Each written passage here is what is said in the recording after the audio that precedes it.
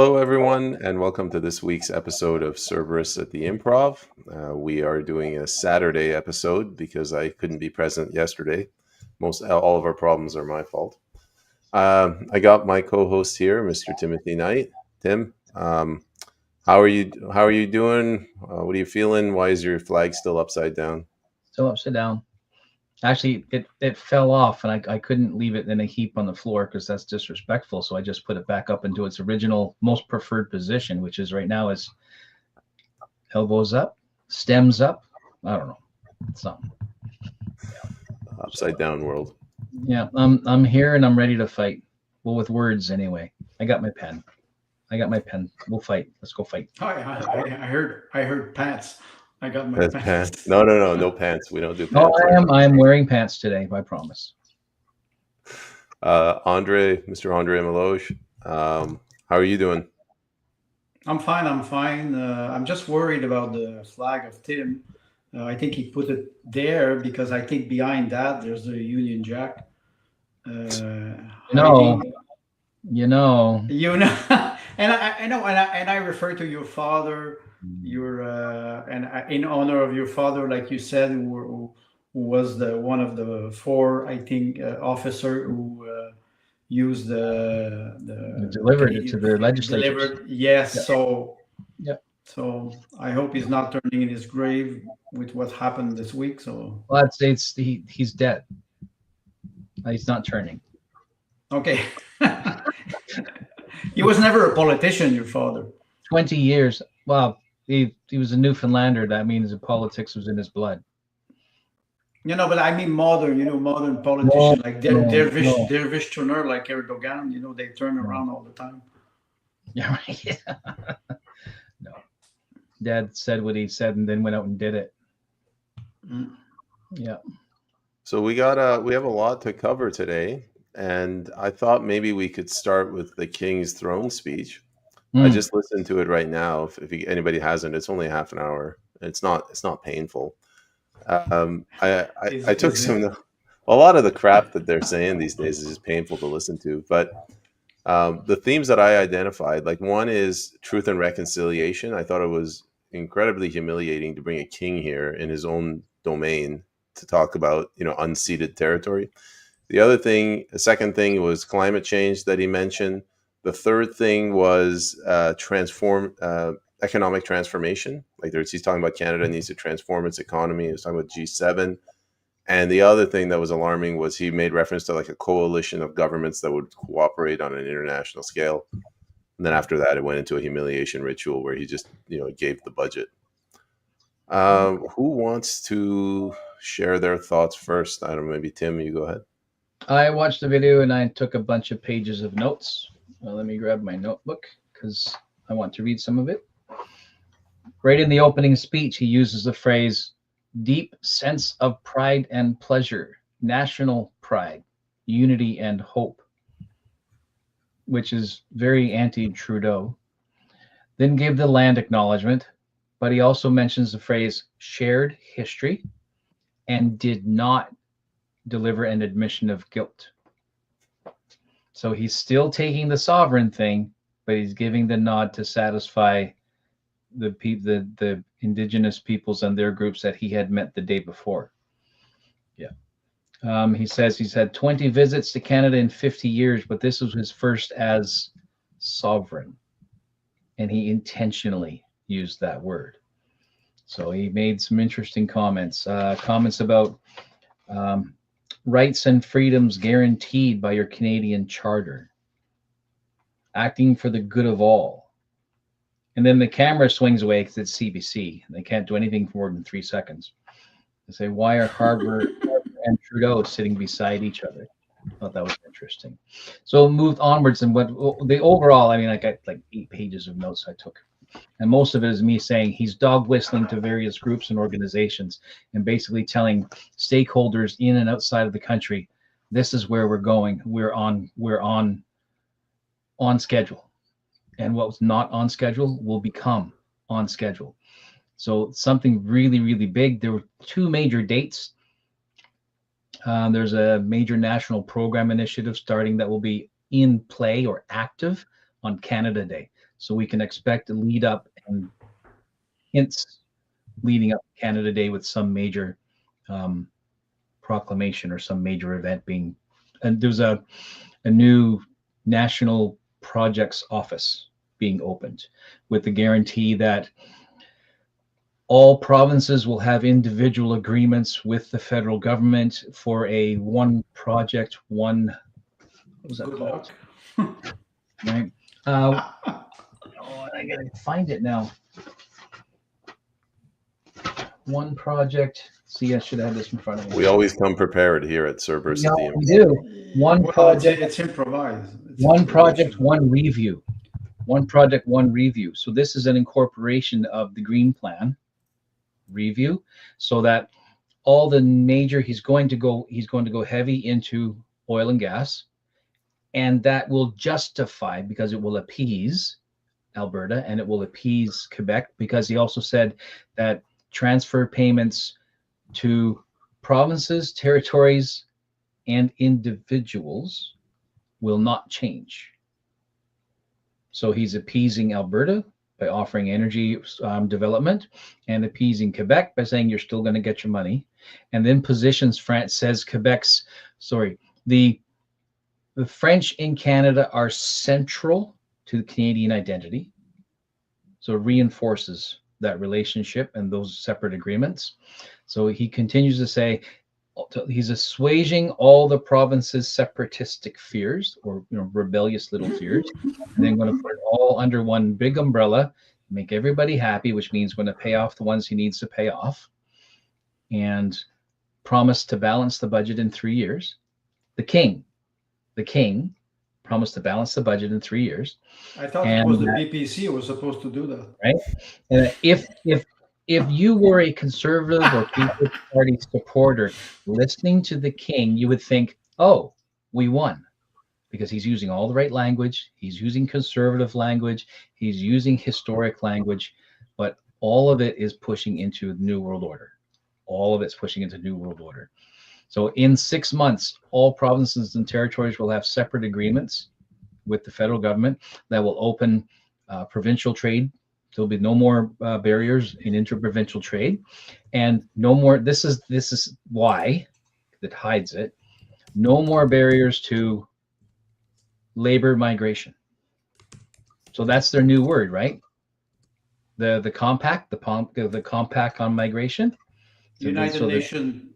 Right? So they're packaging it Canadian-wise. Packaging it is, we're getting rid of all the boundaries. We're getting rid of all the blockages, so that we can make sure that the compact on migration happens steadily within Canada. So he's agreed to bring, this is the king, agreed to bring the cap down to not 5% of the population that it was previously, but only 2% of the population.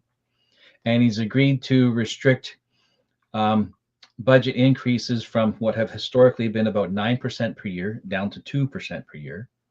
So he's putting the cap on as far as the citizen is concerned, and then offering middle class taxpayers in 2-income families as much as $840 in tax relief throughout the year. So he continues to say the right words, continues to say that he's using the right language. He's completely abandoned woke language, not using it at all. He's gone back to using conservative language. And I don't mean conservative party, I mean conservative personality. He's gone back to using economically responsible language. He's gone back to using socially responsible language. But all of it, and this is supposed to happen, whatever big thing is coming down the pipe is going to happen in 6 months. So there are national programs coming into play. Andre, he spoke almost word for word about your desire to see a national energy plan. But that's where he's going.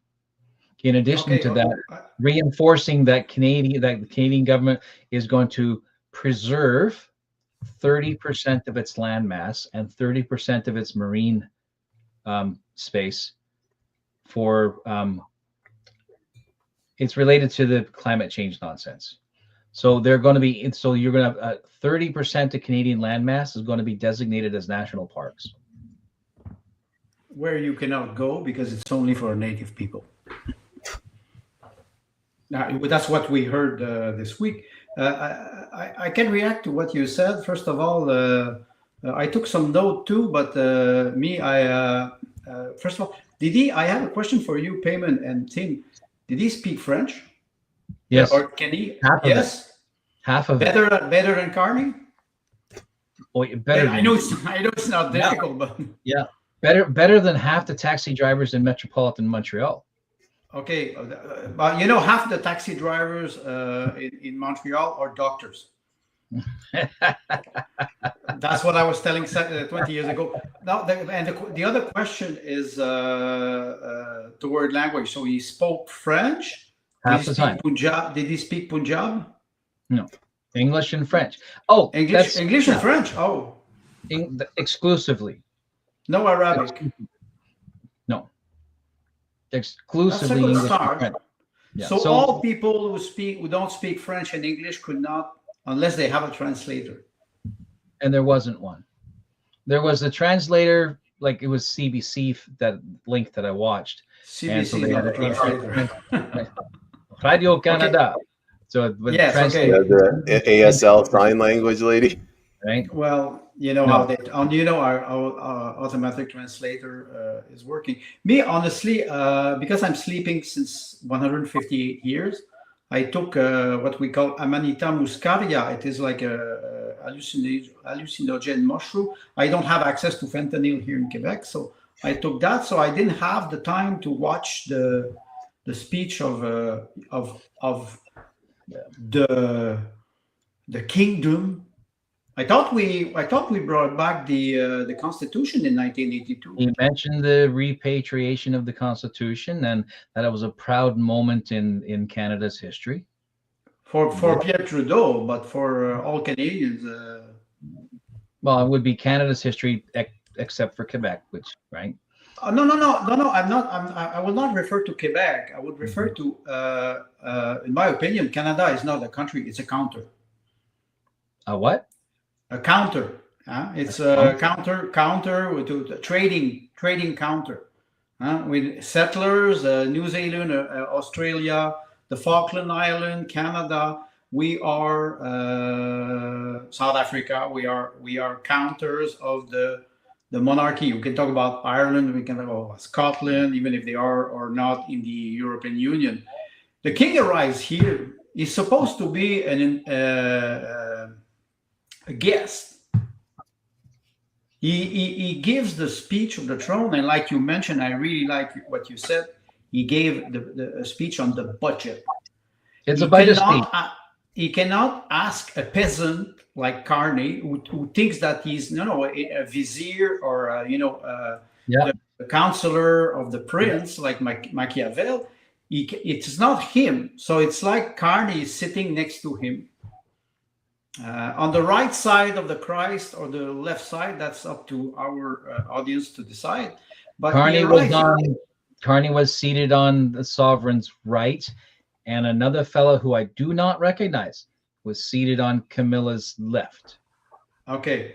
Right, and this person I do not recognize might have been Speaker of the House, maybe, but it was not Paul Revere, and you would assume that the leader of the opposition. Who? Right? Who? Yeah, exactly.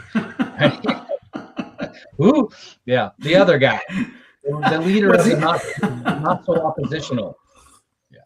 So you would assume that this would be standard seating arrangement, right? Because like you said, the hosting nation, the key members of the government sitting and the opposition, they are in unity, right? There you go. So this gentleman, I do not know who that is.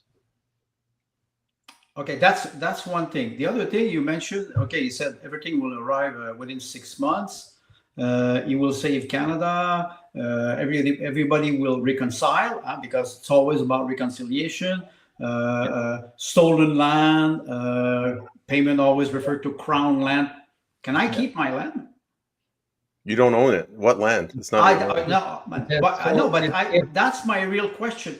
Can I keep it? Will he give it to me? Or will he keep it only for himself? Because you know what's fascinating about the 6 months? He sounds like the orange man south of the border. I will stop the war in 24 hours. It's performative language. a protocol language from a king like this who comes as a guest.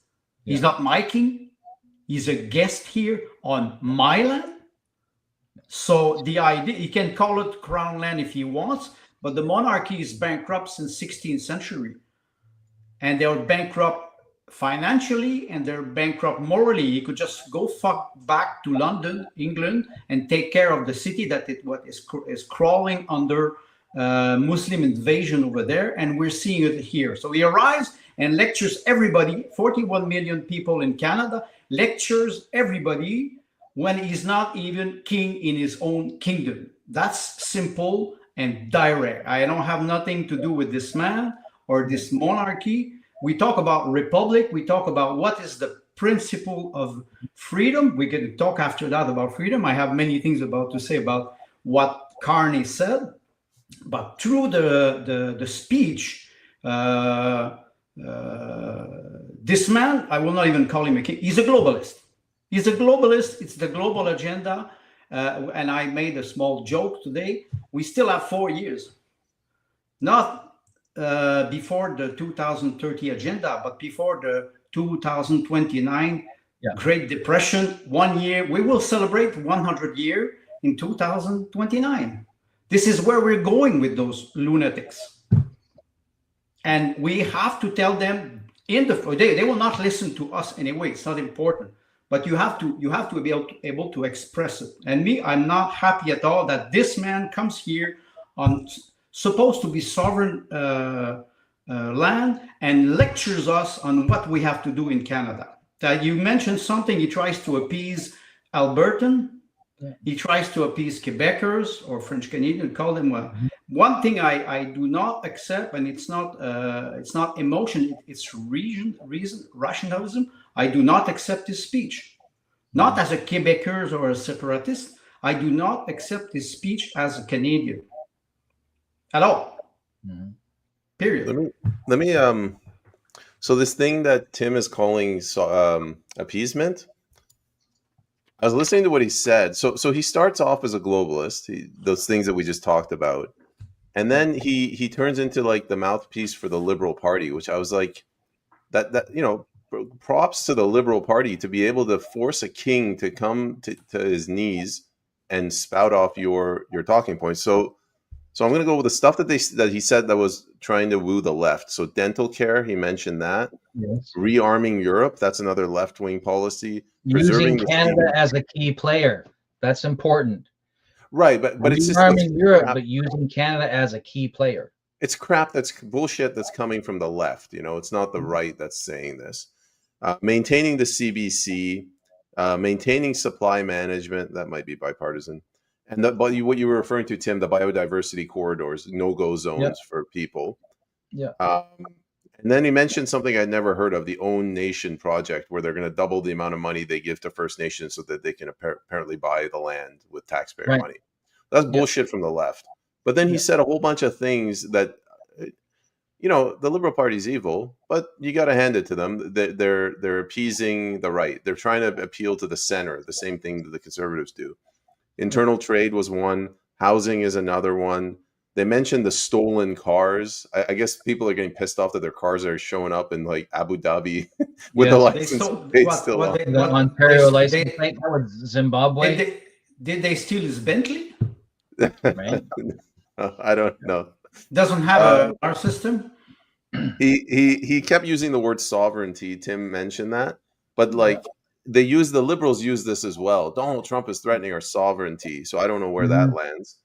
And then tough on crime, more security for the border, food quality. That's another thing that high quality food is something that's on the right. These are the stuff on the right. Immigration, limiting temporary foreign workers. Did he talk to GFK, RFK Jr. about health? Well, see, this is my quick take. My quick take on this. I don't think Carney finagled the king into coming to lay down a heavy hand. I think Trudeau went off the rails so badly that he basically created Trump's posturing toward Canada. And Carney was brought in to find a way to offset that and restore a liberal government.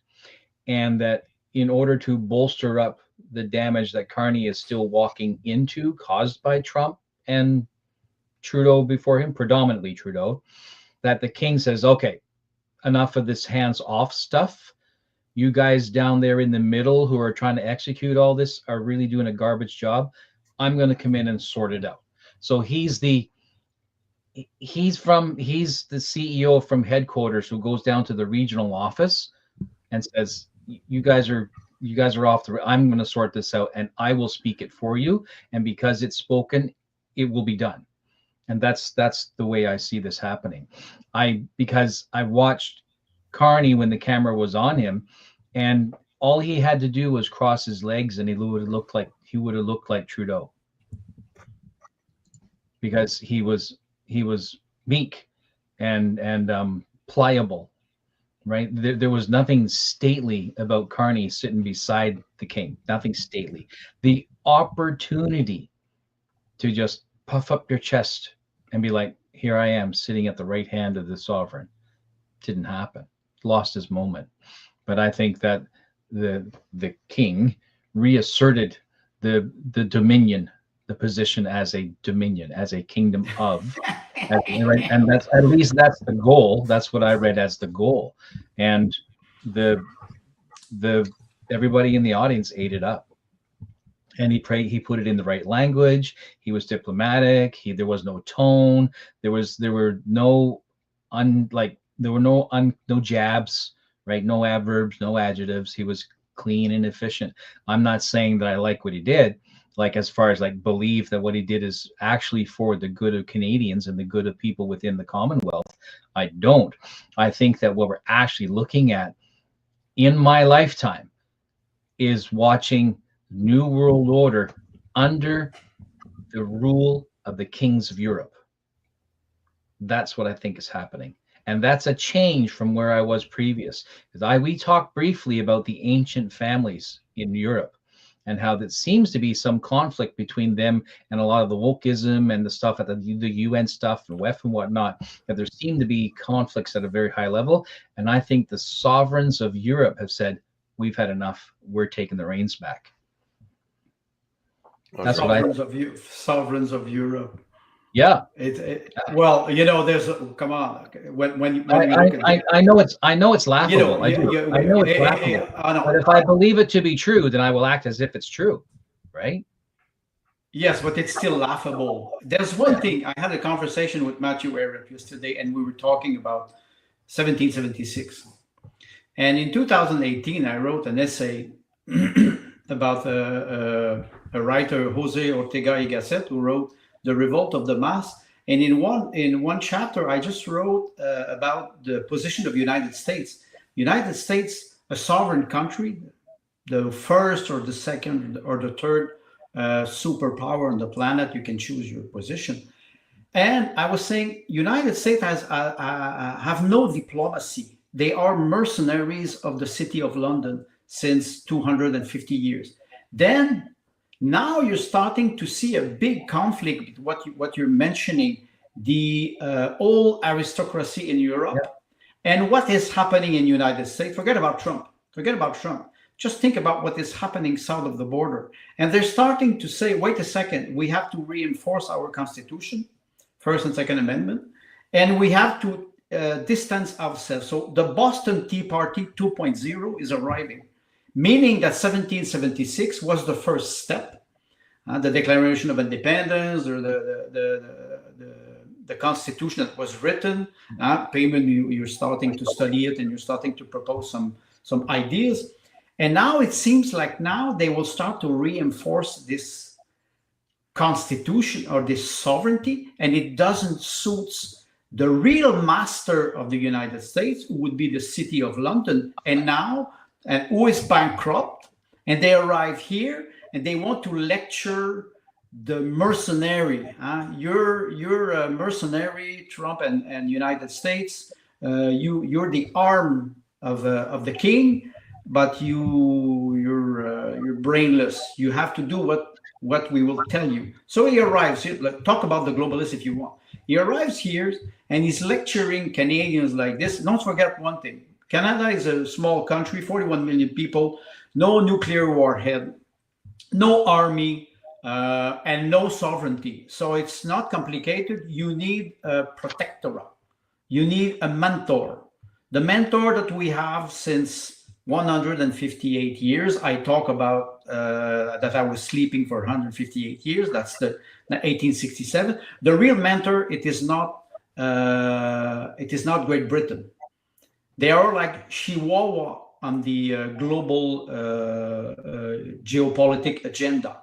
They are Chihuahua. They are not important. They are Machiavellian, but they're not important. You can think about MI6. But what I want to say, the real protector of Canada is United States, because they have 4,300 nuclear warhead and they have an army. So they are the real protector. And I can understand Alberta being very angry about what happened since 15, 20 years, or let's say since Trudeau with this wokeism and all we know about social engineering and social psychological manipulation. But today, it will be a conflict between Titan, but I'm sorry, the monarchy is castrated. They are castrated. On the global agenda, they are castrated. Nobody listens to them anymore. Only the puppets in European Union who are completely lunatic and fanatic. We talked yesterday about what was the definition of fascism, and we're starting to see that it's not the word that it is important. It's all the action, the way they treat people, the way they control information, the way they punish people who want to talk about the truth. Today, what we saw, it's what we call public relation. The king arrives here, sits on the throne, does a nice. What's the deficit this year? What will be the deficit this year? 436 billion. How many? How many? No, that's not the deficit. New spending. Sorry, that's the total budget, which is the new spending. New spending. What would be the deficit? 80 billion. It's got to be like 80 billion.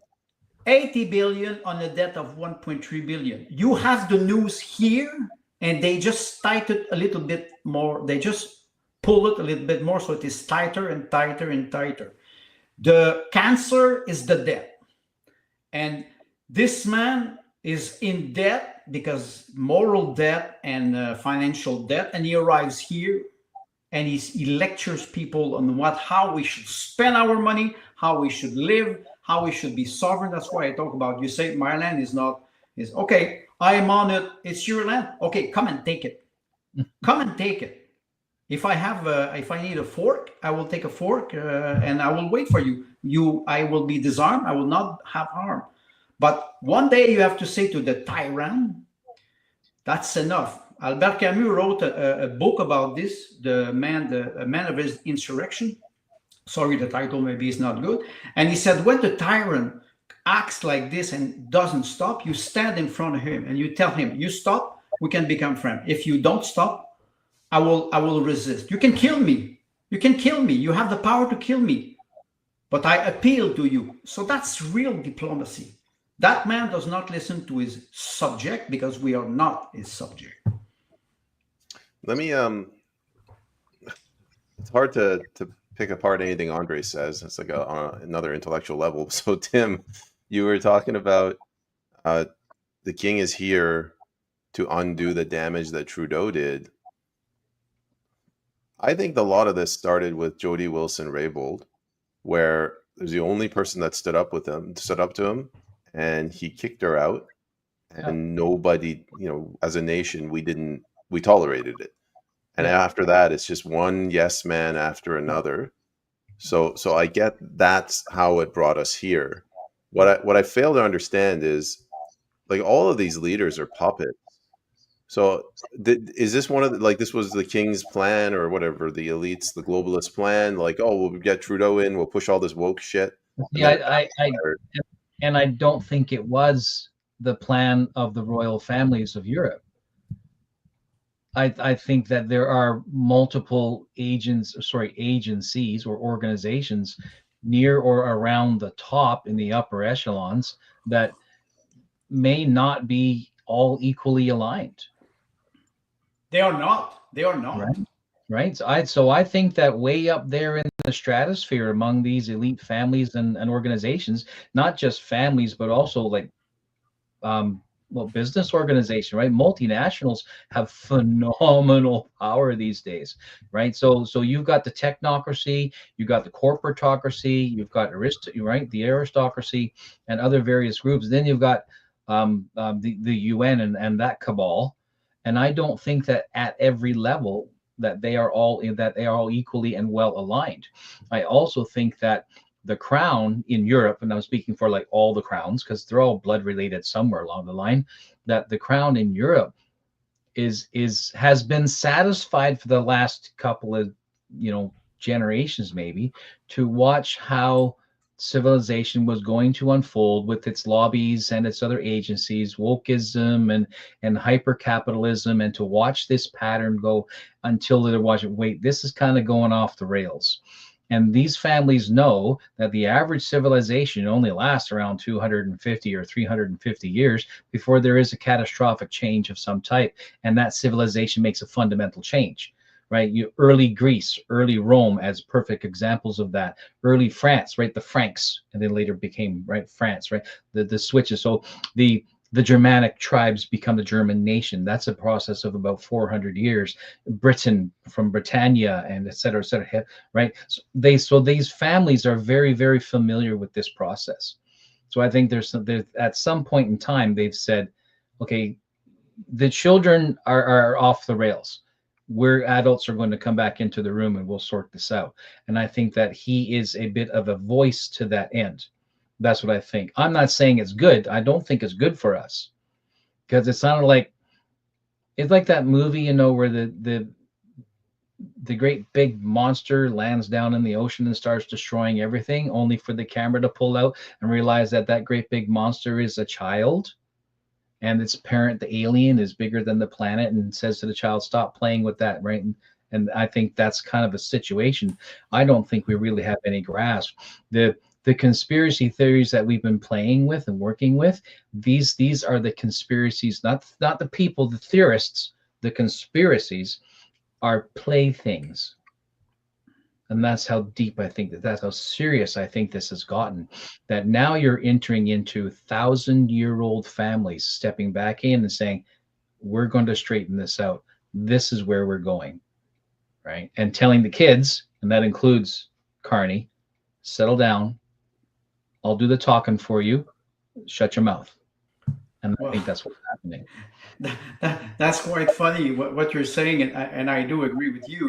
Old families, and they do exist from generation to generation because they destroy the traditional family. Your family, my family, Payment's family will not last more than 3 generations because they will steal our money and our land or our future, having children and being able. If I say tomorrow, I hope that in 2200 people will remember me through my children and grandchildren, will not happen with sterilization.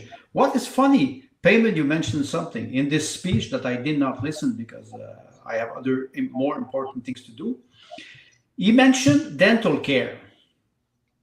So what? He was advised by Jack Meeting, who now is a retired man, and he's an advisor, senior advisor for the House of Commons, paid $400,000 with his pension as well. Since when the king cares about the teeth of his subject, of his peasants? First of all, we will not eat meat in 5 years. Why we need teeth? Why we need dental care? Why does he care? Because he wants to tell the small peasants, we will take care of you like small children. You cannot think like adult. Yeah, of course you're teenager, but we will control you. That's the idea of the patriarcha, which is good in a sense if the king is as a moral status. What Tim you're mentioning about old aristocracy, I see the same phenomenon in Russia now. There's a lot of old aristocracy who starting to move their money and their capital to Russia. They leave Europe because they say, wait a second, we created those lunatics, those hysteric and psychotic people, and we cannot control them anymore. And those old family, they're starting to be very angry because they see the result of, but it's their policies. They have to blame themselves for the decay and the degeneracy of the Western civilization. They are responsible for this, not the people. That's a very big difference. And he comes here. So I'll just end on that. The idea is that is those old aristocracy are afraid for their privileges, not for the good of Canadian. I will just speak for Canadian. Well, not speak for Americans, but just for Canadian. Yeah. So I concur. My thoughts are, as far as Western Europe is concerned, so you're primarily talking about the big three, right? France, yes, exactly, Germany, and Britain, right? Spain is like I don't want to say this, not because the Spanish people are great, but Spain, as far as that relationship with the big three is concerned, is kind of like they get the scraps from the master's table. You know what I mean? I don't forget. Right? Don't forget they were a defense.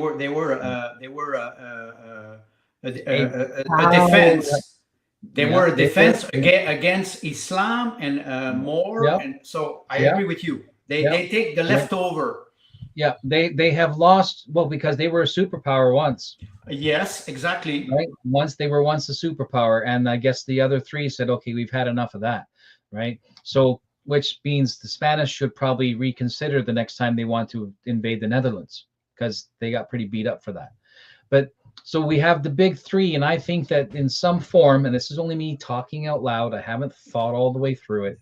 Tim, I just have a question. Are they returning to an early industrial approach to serfdom? Okay, wait a second. The big three you refer to what? Germany, France, and Britain. Okay. Sorry. Go ahead with your Western Europe, Europe, because Russia would be too, except it's really three different countries, right? No, you're right. Right. Russia would be too, but it's three different countries trying to be its own continent, and that's the problem, right? Because you've got Eastern Russia, Central Russia, which basically is what's the steppes, the southern, right, along all the Istans, all the nations named Istan. So you got that region, the steppes, effectively, and then west, right, the Rus, right, the traditional land of the Rus. So, and the traditional people of the Rus, right, unceded territory of the Ruskies, right. Well, but Russia has always been the last child invited to play on the sports team in Europe, right? And he was always beating everybody. Wait, Tim, can we go back to what were you saying? Industrial feudalism? Okay, so yes, that's important. So I don't see us going back to an actual civilization of fiefdoms and early Middle Age serfdoms, which were actually stable. Right. What I see us moving back to is more of a early industrial era approach to serfdom. Right. With AI, especially, yeah, it will be nice. Why not? Right. So the problem with industrialization is by the time you get into industrialization proper, the corporations, the businesses, and the banks will not have a very heavy influence in the laws and the politicking and the policy and the relationships going on within the country. You go back to the early Middle Ages and the Middle Ages, corporations had no power because they didn't exist. It was deep into the Middle Ages before the guilds started to organize. Yes, exactly. Right? And there is indeed a very well proven time when the king understood his dependency on the serfs. But and the serfs understood their ability to, their importance to the king, that relationship. And there wasn't near as much abuse as we tend to think there is in our Western way of recording history. A lot of that early Middle Ages, Middle Ages, poor British hog farmer, that's Hollywood, right? That's Hollywood. That's Hollywood. You don't begin to see that type of abuse until you get into the early industrial era, when boys under 10 are dying inside the hulls of steel ships, having died from the fumes of hand welding, pushing rivets into steel plates by hand. Boys under 10. I've seen the Yes, photos. that's Right, that's right, the right, first right, industrialization is in London. right. So that did not exist in early Middle Ages and Middle Ages. It did not exist. 17th Did not century. exist. Right, right. Sorry, So Tim, let me. industrialization allowed for capital interest and legal interest to push themselves into the political, cultural fabric of society to their own advantage. You Tim, look at Charles the First, funny that's Charles, and Parliament, and you look at that civil war as an example. let's break this down for the audience. Let's assume, like, I'm not an expert on feudalism. You have a king. The king owns all the land, and Yep. then he gifts the land to the aristocracy. He doesn't own the land. There's a balance. In theory, he holds the land, but all the aristocracy, they have the land and they have to bow to the king. But don't forget that there's always a counter power. It was the same thing in Russia, in Lithuania, in the Polish Empire. You always have a counterbalance. The king cannot exist himself, except, like Tim mentioned, in early Middle Age. You had those kingdoms that were not unified. In French, it was not unified. You had the Bourbon, you have the Habsburg, you had the Capucins. So they were not unified. They started to be unified with the, I would say, 1400, 1500, Middle Age or late Middle Age. After that, you had the classic period. Yeah. They were starting to be unified, but before that, you always had a counter power. I'm trying to take Tim's idea and sort of sell it to the average social media user. So the king would be, I don't know, the president, and the aristocracy would be BlackRock, and the serfs Except would be the king is citizens. not the president, because the king rules by divine right and through inheritance. That's important. Right? So yes, we cannot. The thing is, we can't interpret kingdoms through a democratic lens. Doesn't exist. Because how the people voted in early mid, like now we're talking specifically Europe, right? Specifically Europe. I'm not saying it wasn't that. China was probably very similar. India was probably very similar, but with their own cultural differences. But in Western Europe in particular, so basically I'm saying like Italy, West, right? Czechs, right? Austria, West, that type of thing, right? In these regions, even Western Russia was very much the same. The serfs the king was very mindful that if he irritated and angered and caused significant harm to the serfs, they would come to him and he could not stop them because he did not have a standing army. He could hire mercenaries, but where's he going to get them from? Right. So, and if you abuse the serfs, where's your food coming from? Right. So right. So their armies were like 2,000 or 3,000 guys that would, by arrangement, the king would say, the lord of this, right, prefectory, and the lord of this one, the neighboring states per se, provinces. Let's look at France, where they're probably like thinking 20 different families and 20 different banners, and their borders move back and forth all the time. And they would petition the king. They say, Lord Umbridge and Lord Knowbridge, they want to have a fight. And so the king says, okay, but what are the rules? So they had to sit down, and they weren't allowed to use too many people, because where are the guys who fix your roads in the fall going to come from? Where are the guys who plant your cabbages going to come from? So they had to pick and choose.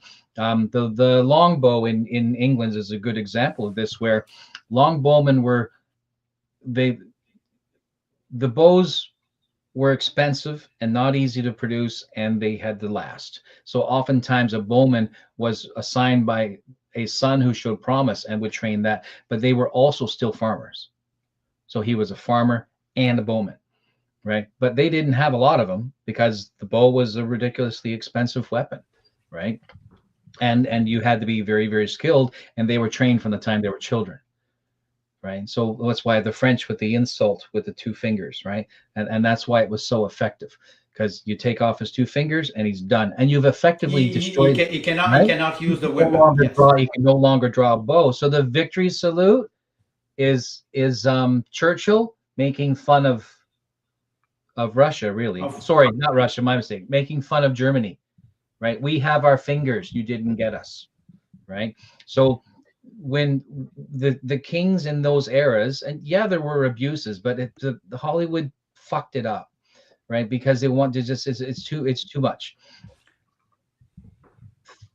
200, 400 from each side would go down to a river's edge and fight it out over. And then once they were all tired and worn out or hadn't managed to kill each other off, they do a body count and then divvy up and go home. And that was it for the rest of the year, right? So when we get to a period of standing armies, and I'm not talking about Rome, I'm talking about late Europe. When you get to the point of standing armies, inevitably you're running into Napoleon. Oh, that's right. That is extremely important. Yeah, so, that's very important, because 1812, after the first war of Napoleon from 1800, when he pronounced himself Emperor of France, and he wanted to become Emperor of Europe. 1812, when he attacked Russia, he left Paris with 600,000 soldiers. Yeah. And picking up on the way, through Germany, through Austria, and when he arrived at the border of Russia, Borodino, and after that he crossed Ukraine, and he arrives at the border of Russia. And when he took Moscow in September, Moscow was completely empty. The Muscovites left, and they burned. Moscow was burning every 5 years. That's a historical fact. You can just go there, and Muscovy, they were so stupid that they were building always in wood, and they were not careful, and every 5 years the city was burned. In 1812, they went away, they left, and they burned the city. So when Napoleon entered in September as an emperor, and he wanted to negotiate with Alexander first, there was nobody. And then he started to come back in November. And when he came back in Paris, he had 10,000 soldiers. Everybody died coming back because of the condition. They were attacked by villagers around all the way. And, from Moscow to Paris, it was incredible. But you mentioned one thing important, Tim. 1812, it is a very important date, because before that, when you had war between, it was not country, it was fiefdom. It was a small kingdom, and they were trying to have allies. So don't forget that they had to respect the peasant. Yeah. Because, like Tim mentioned, food, everything that was produced by the peasants to support the monarchy. In Russia, it was in 1600, 1500, just before Ivan IV the Terrible. You have Taras Bulba, who was a Cossack from the steppe, like what you mentioned, and he started to create an army to attack the Tsar. And when Ivan IV the Terrible died, it was Boris Godunov, who was a small clerk, who became Tsar. And after that, when he was, I would say, poisoned, murdered, it was the time of trouble. So, and the boyar at the time, they were starting to fight against each other, no kingdom. So you have the same phenomena in Western Europe. And what you mentioned, Tim, is very important. We cannot compare this time with today's time. It's difficult because today we have some counter power, but they don't have the same name. They don't have the same structure. They're internationalized. They're global. Corporation, they have a head office here, but they will have branches everywhere around the world. It's a global world. in the Middle Age, you didn't have a global world, or the what we call the global world was much smaller. So we didn't have the same measure. I think it's important. So toward what is happening now, we're facing another type of crisis. Maybe like Tim mentioned, feudalism, serfdom, becomes today something that you have to be loyal to your company. You try to criticize your company on social media, you're fired. That's simple. Wait a second. What's the phrase from our father's generation? He's a company man. He's a company man. So you understand that what is happening now, for me, it is theater. It is theater because, like Tim mentioned, the real aristocracy or the real people who are in power, they don't have any interest of having an unstable society or civilization.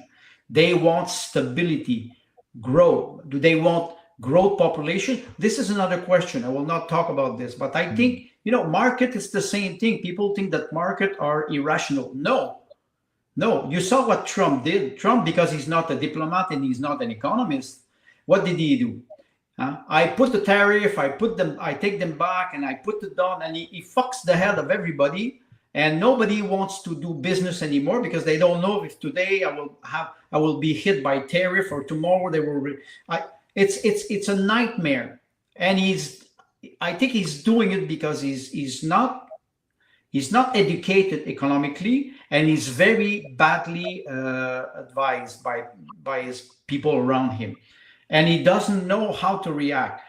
The old aristocracy, do they know? I think not. Not in Europe anymore. But maybe the old family, like Tim mentioned, they're starting to be worried. They created a monster, globalism, and now they're stuck with it. Yeah, I do think that we're past the tipping point. I do think that. I think that with Carney, with the Liberals in Canada, only speaking about Canada itself, but obviously it's everywhere else, giving the Liberals a fourth term, that's the nail in the coffin of what was left of Canada, certainly as I understood it in my generation. And I'm Canadian, I'm stealing the American idea because it's the idea that matters. Canada's manifest destiny that I grew up with in the 70s and the 80s and the 90s no longer exists. It no longer exists. It's whatever happens to Canada next, it's only going to be seen either in the context of somehow moving into a stakeholder position in the New World Order, right? Which might not be a bad thing. I mean, if you don't mind working for Babylon, depending on the definition. Right? If you don't mind working for Babylon, might not be a bad thing. Or some type of relationship with a protectionist American continent confederation of states. Some type of structure like that literally bolsters or bristles against a European-led New World Order. And the other players in that, Russia and China, also have their own designs. Andre mentioned the value of Canada to America, and I add the phrase, as a buffer zone against Russian aggression. Yes. It's still real because the geology exists. Right? The geology exists. And regardless of whether they're have agreed not to fight each other, which is, was that a non-aggression pact? And even if it's just in words, not an actual written down document, that still exists. The geography must be defended. And Carney spoke to that, saying that we would be developing the Arctic specifically for defense. So, and I consider that a good thing because we need deep water ports up there, and it would be good for our economy. It would be good for shipping, and it would be good for the nation as a whole, and help to reestablish our sovereignty in the northern regions. Because America, China, Japan, France, Russia love abusing their access to the Arctic because the Canadian government, well, the military, the Coast Guard has no teeth to chase them out of there. So these things could be useful. I'm not saying that all of a sudden I'm turned into a Carney neophyte, or that I'm a monarchist in the sense that of wanting Charles to get his cake and eat it too. But I'm saying that we need to consider that if these are the directions they are trying to take us as a whole, how can we as serfs, who they do indeed rely on, because it's our money they keep coming after, you're still going to pay taxes, right, Payman? Right? And you're still going to pay taxes. So where are we as citizens slash serfs, knowing they need us, knowing that their comfort comes from the food we put on their table? And so it's an opportunity for the conservative minded individual in Canada who says, I want fiscal responsibility, I want justice, all right, I want a equal opportunity for for fair wages, etc. I get where Where you're are we, going for this. what are we going to do about it? I get where you're going with this, and I'd say that they're recognizing that they have caused a constitutional crisis. They don't want to be held accountable. They don't want to be kicked out. So they're like, all right, how do we course correct so we still stay on our trajectory towards tyranny, towards globalism, towards slavery? But, we'll win Payman Ascari and Timothy Knight and Andre Miloshin. We'll get them to vote liberal. So we'll pick up some of these voters. So nothing changes, but they're what do you want to call it? Lipstick on a pig, I guess.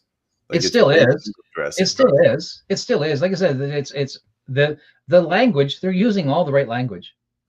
They're not aggressing anybody, not too much with the land claim and whatnot. Yeah, but they're not yet, going not right? yet. They're not going through it. But the not yet thing is just fine because it's not time yet, right?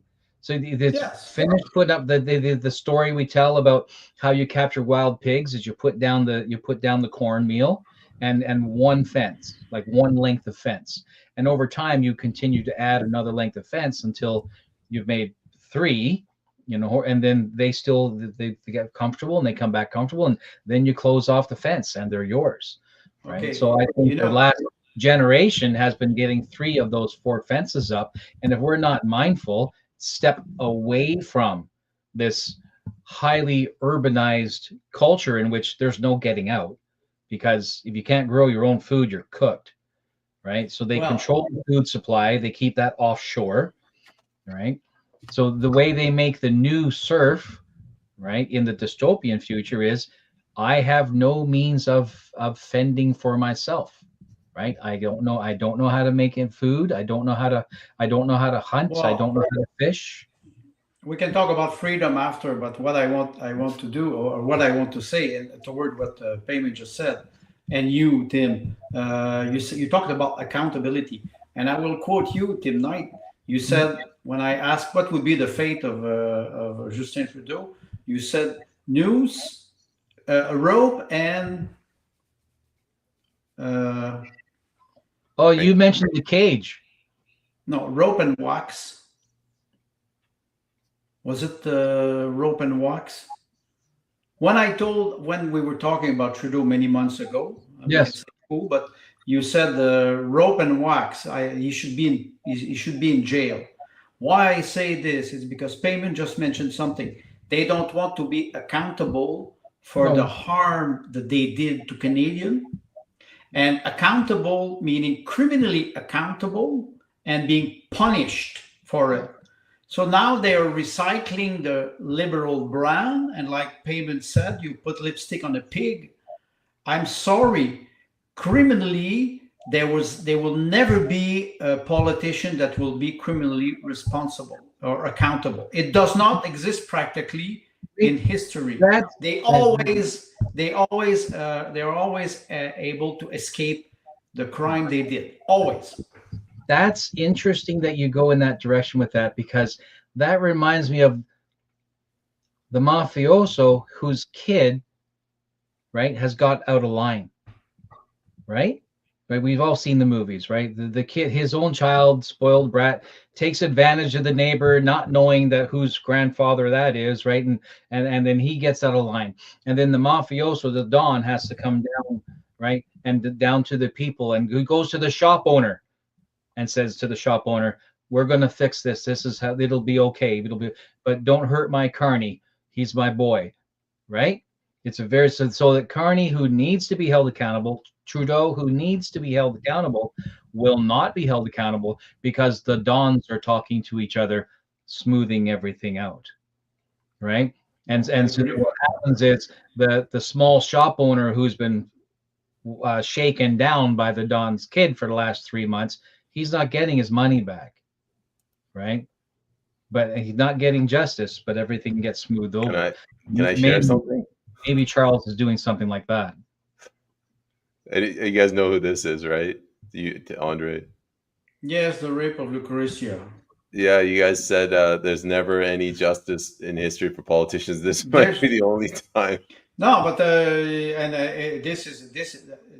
I'm sorry. Historically, this is a fact, and what Tim is mentioning. Okay, between two Sicilian family, they will settle the thing, and the child will be punished by the father or the don or any. I understand that. But what you cannot take the Sicilian family seriously with a moral code, except if you want to be part of the family, you have to murder somebody. So that's we see it with street gang today. They attack teenagers and they recruit teenagers. Yeah. There's no moral code in Western civilization anymore, and they cannot restore what would be the divine order that was given to a king or the authority of a president voted by the constituent if you don't have a moral code. If you don't have a moral code, forget about dental care.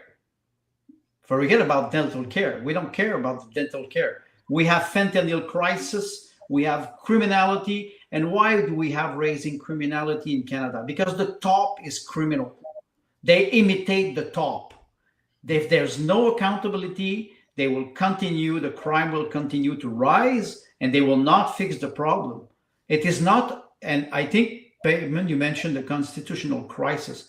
It is, but it's not only constitutional crisis.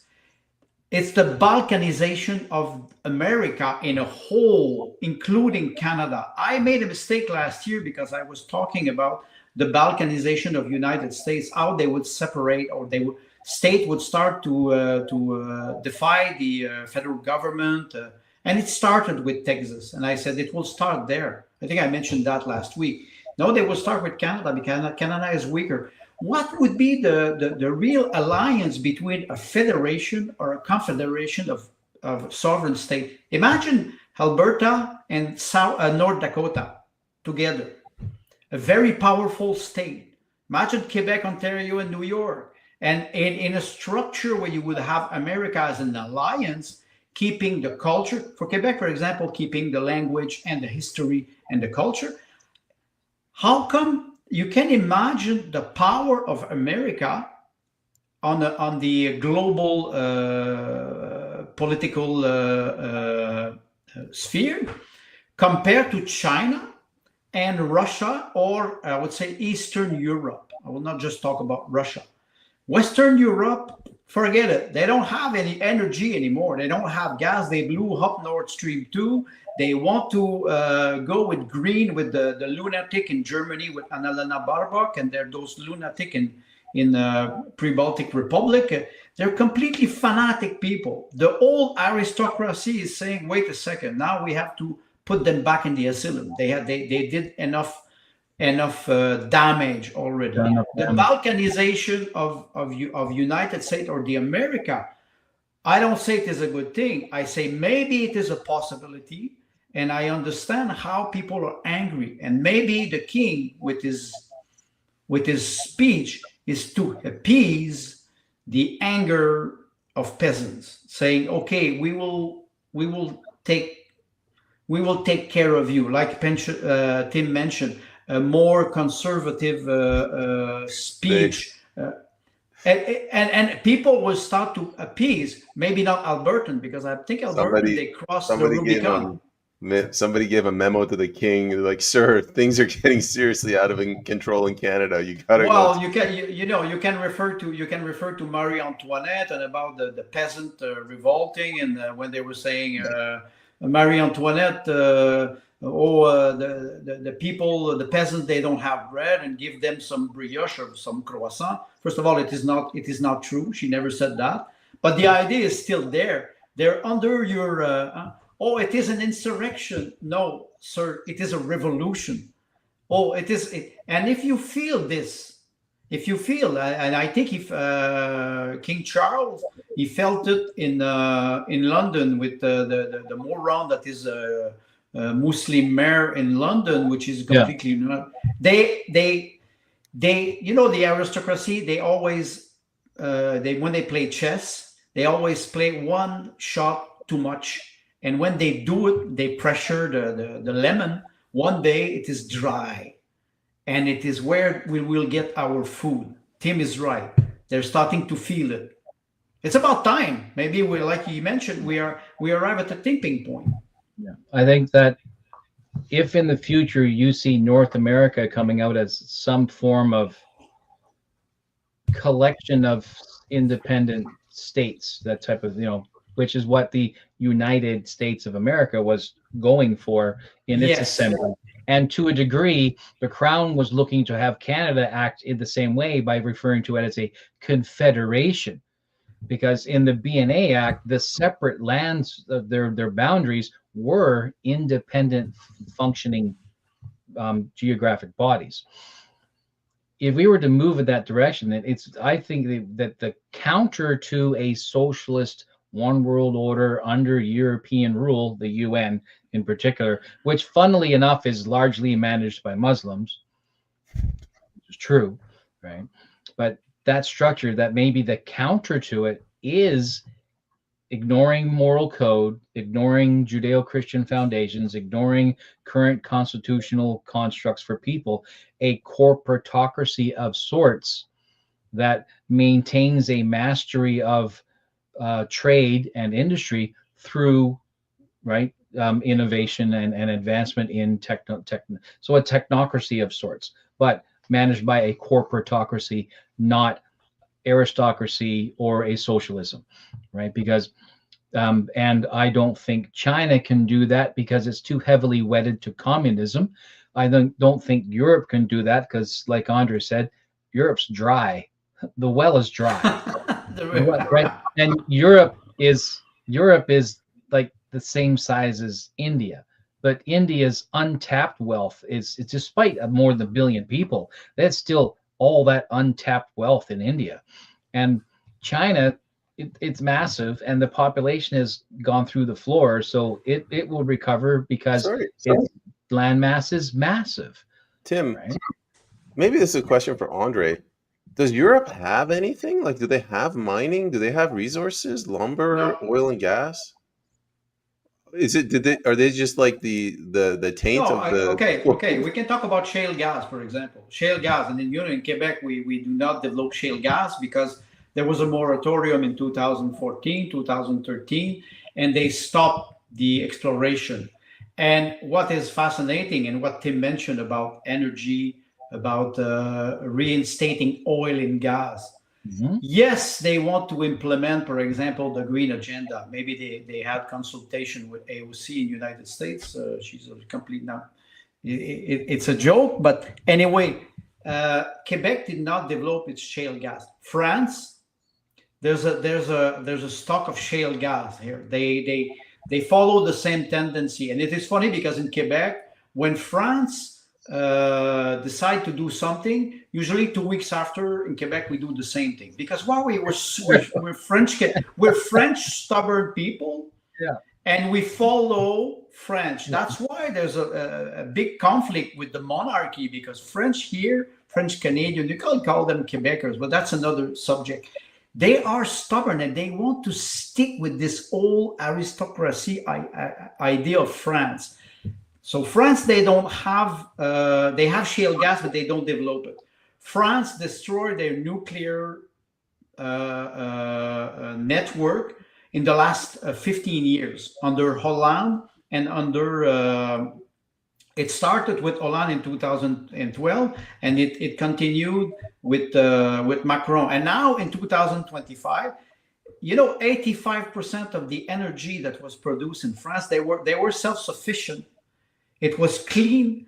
It was the best nuclear reactor in the world. They had the best grid, and they destroyed everything in 15 years because of this fucking green agenda.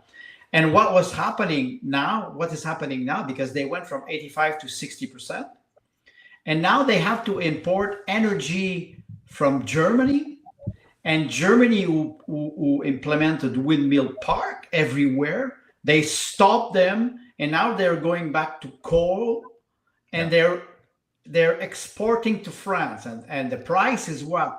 400 euro per megawatt, when it was 80 euro per megawatt 15 years ago, 4 times more expensive. And you can even calculate it now with natural gas, with the blow up of Nord Stream. It is 10 times more expensive in France now because they have to import liquid natural gas that is produced in Russia. Yeah. And they go through India, and they go to the port, the harbor in France and in Spain, and they have the same gas, but instead of going through Nord Stream, Russia is making more money today than they were before the special military operation. So what the answer to your question is, no, they don't have natural resources because they don't do exploration. When you have a market that is unstable, do you think an oil company like Shell or ExxonMobil will invest $50 billion, $100 billion, maybe $200 billion of exploration in 15 years? Do you think they want to invest this kind of money if they cannot have the price of a barrel of $75, $80? It's economic. Under $75, I don't do exploration. That's it. Yeah. Guarantee me that I will be able to have this price in 15 years. So I need a stable market. If you don't, well, install your windmill. And when you don't have wind, but you don't have electricity, because this is not sustainable energy at all. That does not exist. Nuclear, this is like national resources. What you guys were talking about. I said that it's going to lead to revolution. It's a constitutional crisis. They do this shit. You guys were talking about the aristocracy has pushed this and they've messed up. Well, they do it. It takes 15, 20, 30 years. The price goes from 80 to 400, whatever, a megawatt. Eventually, the people get restless. And now, we're on the cusp of revolt.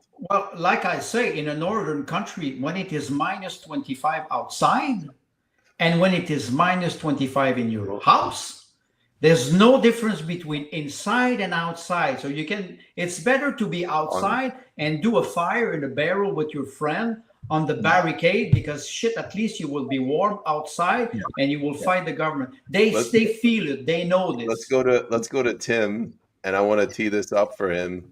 Give us a history lesson on what Mark Carney meant. Oh, that's funny, because I didn't even pay attention to him talking about earned freedoms in Athens, because he's wrong about Athens. Because of course he is. Of course he is. These days, but so is every modern educator, all of them. My son and I had an interesting conversation where he said, Athens is a city, and we talk about what happened in Athens over a very short period of time as if it defined the entirety of Greece history, and it does not. Greece and Rome prior to Christianity, right? Greece and Rome prior to Christianity were not Judeo-Christian democracies, right? So that you don't get into around 100 AD before you start seeing Judeo-Christian principles move into political structures and national structures. And of course, Greece and Rome would feel that, because that's now we're talking about Constantine, which is 325 AD. So ancient Greece and ancient Rome no longer existed, right? The Rome of the Caesars, 325 AD, is already on the decline. So our entire Western concept of Athens and Rome as the cradle of democracy, bullshit. All of it. All of it. Name a single Grecian town prior to Catholicism that treated women as anything other than property to be disposed of at will, chattel. So ancient Greece as the cradle of democracy, lies, lies, lies. Okay. The interesting that he mentions is when my son's talking about this is the actual Judeo-Christian or democratic principles that we see in our modern Western constitutions might actually come through the Norse and the Germanics. Right? Yes, and the treatment of slaves. The Slavics and the Germanics through the migration period, right? And so because their structures, and what's interesting is because those nations were very, very tribal in their approach, right? Chieftains, small communities and villages, 300, 500 people and stuff. And they stayed that way even into the early Germanic states. I would even say Estonian is still like this. Right. And that so these structures were fundamentally more democratic because as self-sustenance, right? And they did not have the big cities, right?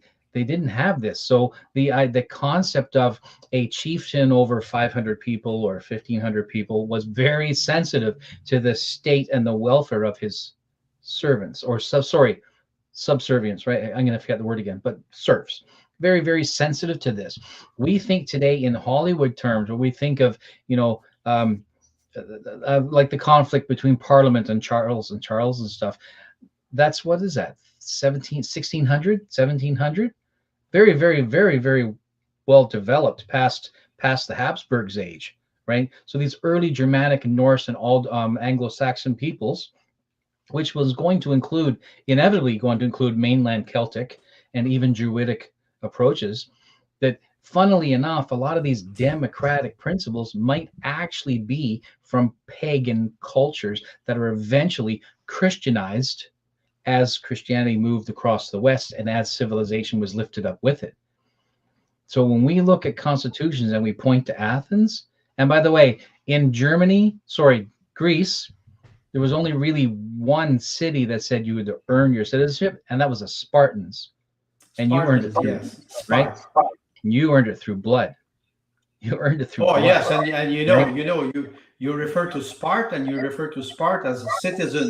They were not slave citizens; they were owners, and they were the only people who could vote and decide. In public space. When we talk about politics, the meaning of politics, it is polis in Greek, meaning the public affair. What I want to refer to with Athens and Rome, first of all, it's quite funny because the quote is, freedom has to be earned, quote unquote, Mike Carney. First of all, when you quote somebody or when you say something like this, you need to be able to refer to your sources. Who said that? Is it Mark Carney? That's the first thing. And I never hear a politician quoting a writer, a philosopher, an economist. They always talk and they never refer to nobody because they are ignorant. That's the first point. They're passing it off as themselves, creating the thought. Yes, so it's true. They're used to rob money of people, so they're robbing ideas too. The second thing is, you have a subtext. It is a metaphor. Rome and Athens. First of all, Sulla, who was a general, had a siege of Athens for practically 2 years. It reminds me of Leningrad, 2 years. So the metaphor or the subtext of this, comparing United States to Rome and Canada to Athens, meaning, wait a second, you think that you're so mighty and powerful. Maybe the orange men will come and seize you because they have an army, you don't. And the third thing that I want to say, referring to Tim is mentioning, before we talk about, he talks about Athens and Rome, like, you know, it's in the air. Like, it is 400 years of for Athens, and it's about 400 years of Rome, even more, 600 years of Rome. And after that, the Roman Empire, when it fall in 1486, it continued in Eastern Europe, in you know, the Constantinople. So you Byzantium. have so you, where does he take this idea with a, you know, communication advisor who's 18 years old, and he went on AI and chat GPT and found something interesting. He said, oh, Mr. Prime Minister, you can say this. What the hell is he talking about? Helium has to be. I will end on that. In 2022, I could not travel in my own fucking country. I could not take a bus, a plane. I could not get out of the country. And one of my ex-friend said, why you don't buy a vaccination passport? I said, what? Is it a disease or it is about money? So when he says freedom has to be earned, freedom doesn't have to be earned, or you cannot give freedom to somebody. Freedom, you take it. You take it. Freedom of speech, for example. I have freedom of speech now. Maybe in 5 minutes, the RCMP will come and knock on my door.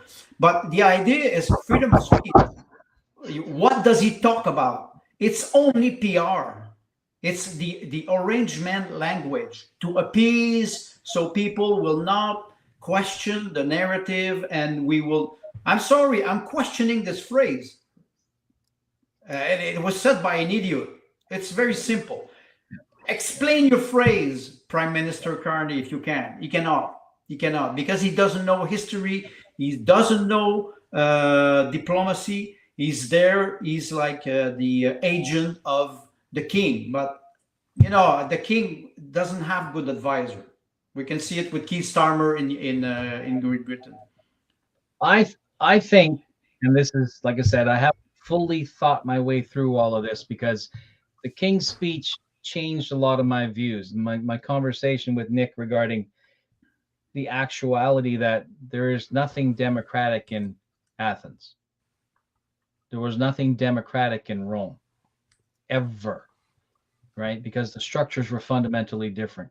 But so my thought is, I wonder if the European aristocracy, and this will include families from other major nation players as well, that they've looked back at the last 5 years of WEF, right, and the COVID, everything, and went, not the outcome we expected. Yes. And so they're getting back to saying, okay, that's fine. Give me the wheel, right? Give me the wheel. Let me straighten out the car again. We'll pretend it didn't happen. We're going to move on. Right, I'll take care. My son is my son. Say you're sorry, son. Say you're sorry for badgering the good baker. Say you're sorry, and yeah, we'll be okay. We'll sort this out ourselves, and then tell the people your country is well respected and loved around the world, and you have a really great identity, and we appreciate you, and you're very good, and we want you to be happy, and don't, no separating, no leaving, stay, everything's fine, we'll take care of it, it's all good, it's okay, right? And so he's painting everything white again. That's what I think. Painting everything white again. It's not a do-over. Keep on moving like nothing happened. You know, with the Brexit, it was funny because 2016, maybe Carney is Boris Johnson 2.0. You know, Boris Johnson was an advocate of the Brexit, and when they did the Brexit, I think he got caught at his own game. He said, "Shit, I just wanted to have a political popularity," and they because it was Nigel Farage and him, they were advocating for the Brexit. The Brexit arrived. Everybody was saying that the European Union will explode. It is fascism. They are nationalists, and it is quite fascinating. Yes, 500 BC, 20% could not vote and slave. Uh, it is quite funny because Carney arrived like he's supposed to appease the insurrection or the potential insurrection. It was And he the did, last. because the liberals were jumping ship, and he got them back. Well, Carney they were at 22% 6 months ago. Poiliev, now who is a homeless man, was supposed to be Prime Minister of Canada because he was supposed to have a super majority. Now they will welcome him in the shelter. That's it. He was disposable. He was disposable, like many politicians. You're disposable. And it's funny too, because he was the heir apparent, and he screwed up. He screwed up. He was the heir apparent and screwed up. Sorry, I was going to say I take a much more simplistic view of what Carney said with regards to Athens. Not so much what happened in history, but what Athens represents in contrast to what Rome represents. Athens is an absolute democracy, represents an absolute democracy. Rome represents constitutional republic, represents not what was. I think that's what he was trying to say. Well, don't forget, the Republic in Rome ended up in an empire with Claudius, with Neron, with the Triumvira. I wrote a play, a tragedy, Heliogabalus, who was a total pederast, and he was murdered when he was 18 years old. He was from Assyria. So when you go to a republic, to an empire, after that, it's the collapse. Athens was like this, and you Tim is referring to democracy. Well, democracy applied to small city-state. That's what they were. This is why I hate that word democracy, because it can be used in so many different contexts. So, if you own shares in a company and you can vote, that's a democratic process, but that's different. It's only democratic if your entire block of shares counts as one vote. Yeah, I guess that's another way of saying it. But like there's a democratic approach to what they're doing in the U.S., but then you have the democratic system we have in Canada, where you can get more easily the tyranny of the majority. It is not a democracy in Canada. If you compare the United States with the Republic, we had a discussion yesterday about the concept of the Republic. John Adams was president of the United States.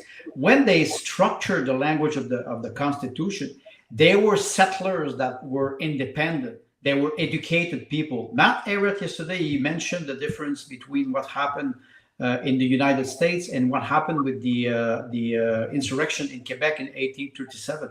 The French Canadians here were not educated, so they could not evaluate what was the meaning of the word freedom.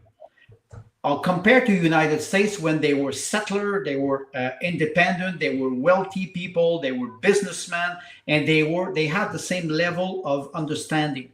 They were educated people. Why they started to fight against the British Empire? It is through those unfair taxes that they were applying all the time.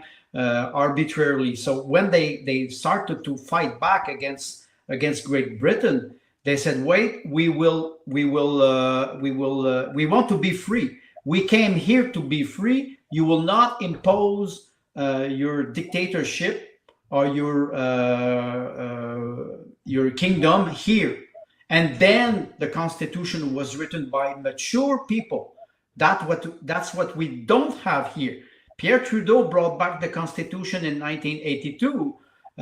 What's that? It's a fucking piece of paper that practically nobody understands or nobody respects. They violate the Constitution for many years now.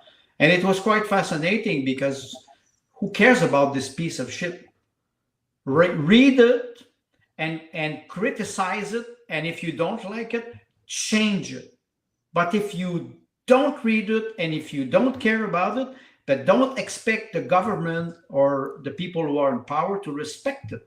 The piece of paper needs to be respected. If it is not, what's the point?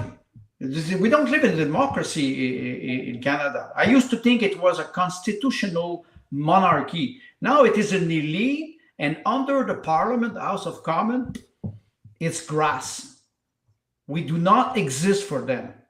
Many MPs, they are on X and they post and they post. They never answer to nobody. Write to your MP in your writing, and write to him a polite and respectful email asking questions. They don't answer. You're a spam. We are parasite for them. We don't exist. And I think Tim is right. Now they're starting to see that people are very angry. We're on the edge of something that can happen historically. I don't say that I don't have a crystal ball, but I can see around me how people are angry everywhere. Everywhere. It's from Almari, Usque Almari, from one ocean. Yep. It's everywhere. It's in Montreal. It's in Vancouver. It's in Toronto. It's in Brampton, Ontario. It's in Nova Scotia. It's in Newfoundland. Everybody's angry. And Sue Kellen Dyer, she's angry. Where's the budget? If the king, like Tim mentioned, it is a statement. There's a budget. Everybody has to bow in front of the king because the king said this is the budget. Means you will not vote against this. Neither the Conservative, neither the NDP, neither the Bloc. They will just play. The Conservative will play like they used to do. They will vote against. And you will have one of the four players that will not vote, and it will pass like it is like this since 2021. What has changed? Nothing. Yeah. A quick summary for my last bit. His Royal Highness delivered a proclamation in the throne speech. That's why it's called a throne speech. He wasn't there merely as a guest at the inauguration of the next seat of government. He came to make a proclamation. The proclamation was, this is the way forward. And then told Parliament, this is the way forward. And in so doing, something we haven't seen for hundreds of years, turned Parliament into a figurehead. You know what? Yves-François Blanchet, the leader of the Bloc Québécois, and you know that the Parti Québécois did not swear allegiance to the king when they were elected in the last election. They didn't swear allegiance to the king in the provincial election. And Yves-François Blanchet, who's the leader of the Bloc, he did not talk about the budget or the speech. He talked about the French culture. So he avoided the question because he knows that he will have to bow in front of the king. They will have to comply because, like you said, it is a statement. Yeah. This is what will happen. Tim, you used the word figurehead for Parliament has been reduced to a figurehead. I think it could go either way. So maybe the right, the Conservatives, they'll just retire. They're like, well, we got something of what we wanted. We don't need this Alberta separation. Let's just go. Let's lay down our arms. Pension. They have their pension, like Jack. Yeah, but it could go the other way. Like this was a massive insult to the country. The king basically said, "You don't have a government. You don't have sovereignty. You don't have control. I'm setting the agenda." Yes. And what have the polls been saying about how they view Charles's throne speech? I didn't go on Polymarket. I didn't check. That would have been nice. Because I'm betting that if you have more than a third of poll respondents who approve of the king, well, I mean, in an election, we would consider that a win.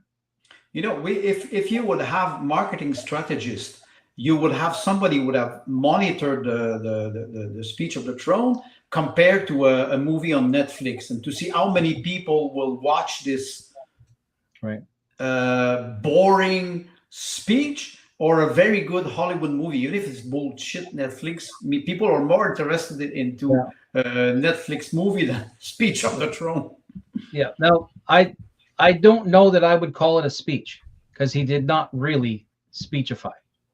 Right. There were moments when he did some, rah, right, pep rally material, but he literally laid out the budget for the next 6 months. This is what we're going to do. And as far as I can read, and I watch it, I have 6 pages of notes. I paused and hit rewind the whole, to tear apart what he read and what he said. I tore it all apart. He literally delivered a proclamation from the throne, his legitimate throne in Canada his throne and It's delivered throne. Even the wood that was Yes. used to make the throne is his. Right. So he literally delivered it's like something from watching like 300 years ago. That's what I saw happen, France, and he delivered it. And Parliament sat there and accepted it. Can I ask you a question about the speech? Yeah. Usually, when you have somebody who does a speech in the House of Commons, people are making noise. They're not paying attention. They're watching their mobile phone. They're protesting. Because you have the government and the opposition. If I'm an MP of the government, I get up. People applaud me. How did they react? How did the MP react? Were they silent? Nobody spoke the entire speech. Nobody. Wow. So Like it was like not kindergarten like usual. No, that room was quiet. That room was quiet until he finished. Okay, the father was there, so the children were calm. Oh, 100%. That's why I'm making mafia references. That's why. That's good. Are you guys seeing this? I have. Yes. So it's not really that positive. It doesn't change much. Very positive, somewhat positive. Brings you into the 30% mark. Well, there's one thing that you can notice, payment. Look at this. If you go back, 30% don't know. 30% don't know. 30% don't vote. Right. 30% don't care. Right. The king is there. Right. Who? Poiliev is there. Who? Yeah. So the psychological or the group delineations continue.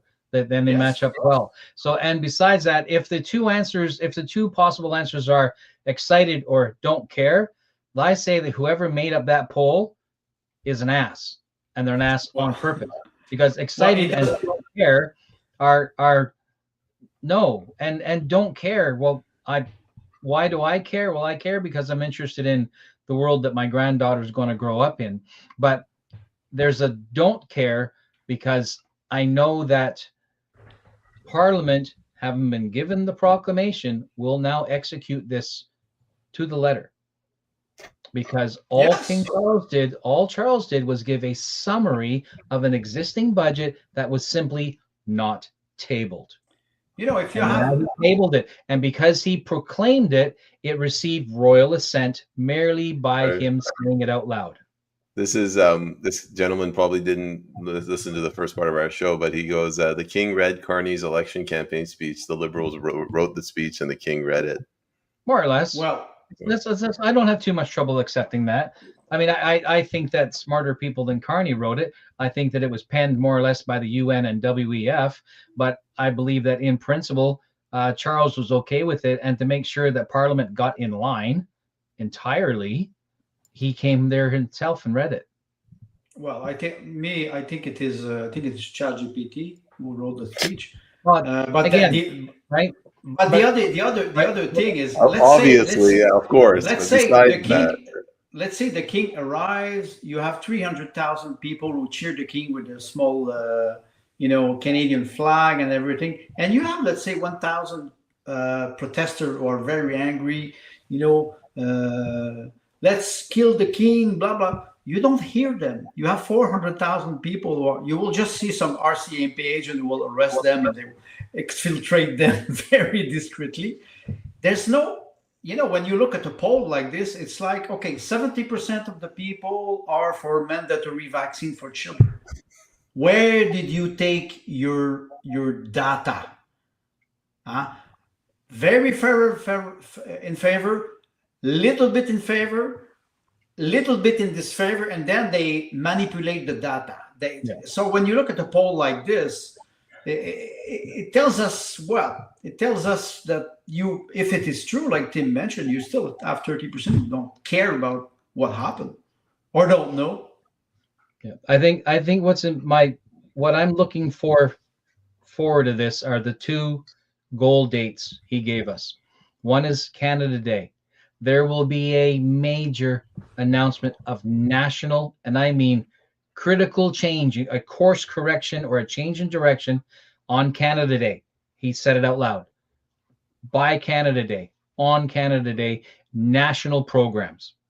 And then he says, within 6 months, all provinces and territories will have private agreements or separate. The word was separate, not private. Separate agreements with every province, with Parliament, with the government. Use the word the government, with the government. That's why I think he's going to appease Alberta, and he's going to find a way to appease Quebec, because early on he said how important the French were as a central to the identity of the country. Well, that's interesting what you're referring to, because you're referring to the father and the children, and I can refer to I will refer to Freud, the wild horde. You have the father, you have all the son. They're not strong enough to take the place of the father. Yeah. The father takes all the food, takes all the women. But if they unite, they will bring down the father. They will kill the father. But then after that, you have chaos, because the son alone, they cannot become the father. So you have this, time of conflict. What cultures are those? That's the culture of the caliphates. Yes, and it's the culture of the Habsburgs. Yeah, but exactly. And why I refer to this is because you have Alberta and you have Quebec. Well, not Quebec, because Quebec they're not mature enough. But Alberta, they're starting to be very pissed off. And now the father arrives and says, "Whoa, children! We will settle up everything. I will manage." I'm not sure that it will work, because the performative language, if it is 6 months, you can deliver in 6 months. When people are pissed off, I will never forget what the government did to people who refused this injection. Never in my lifetime. Never. That's simple. No accountability, no criminal accountability. I will never forget. And they will never win me back. That's period. So I can guarantee you 6 months, it is a very short time in politics.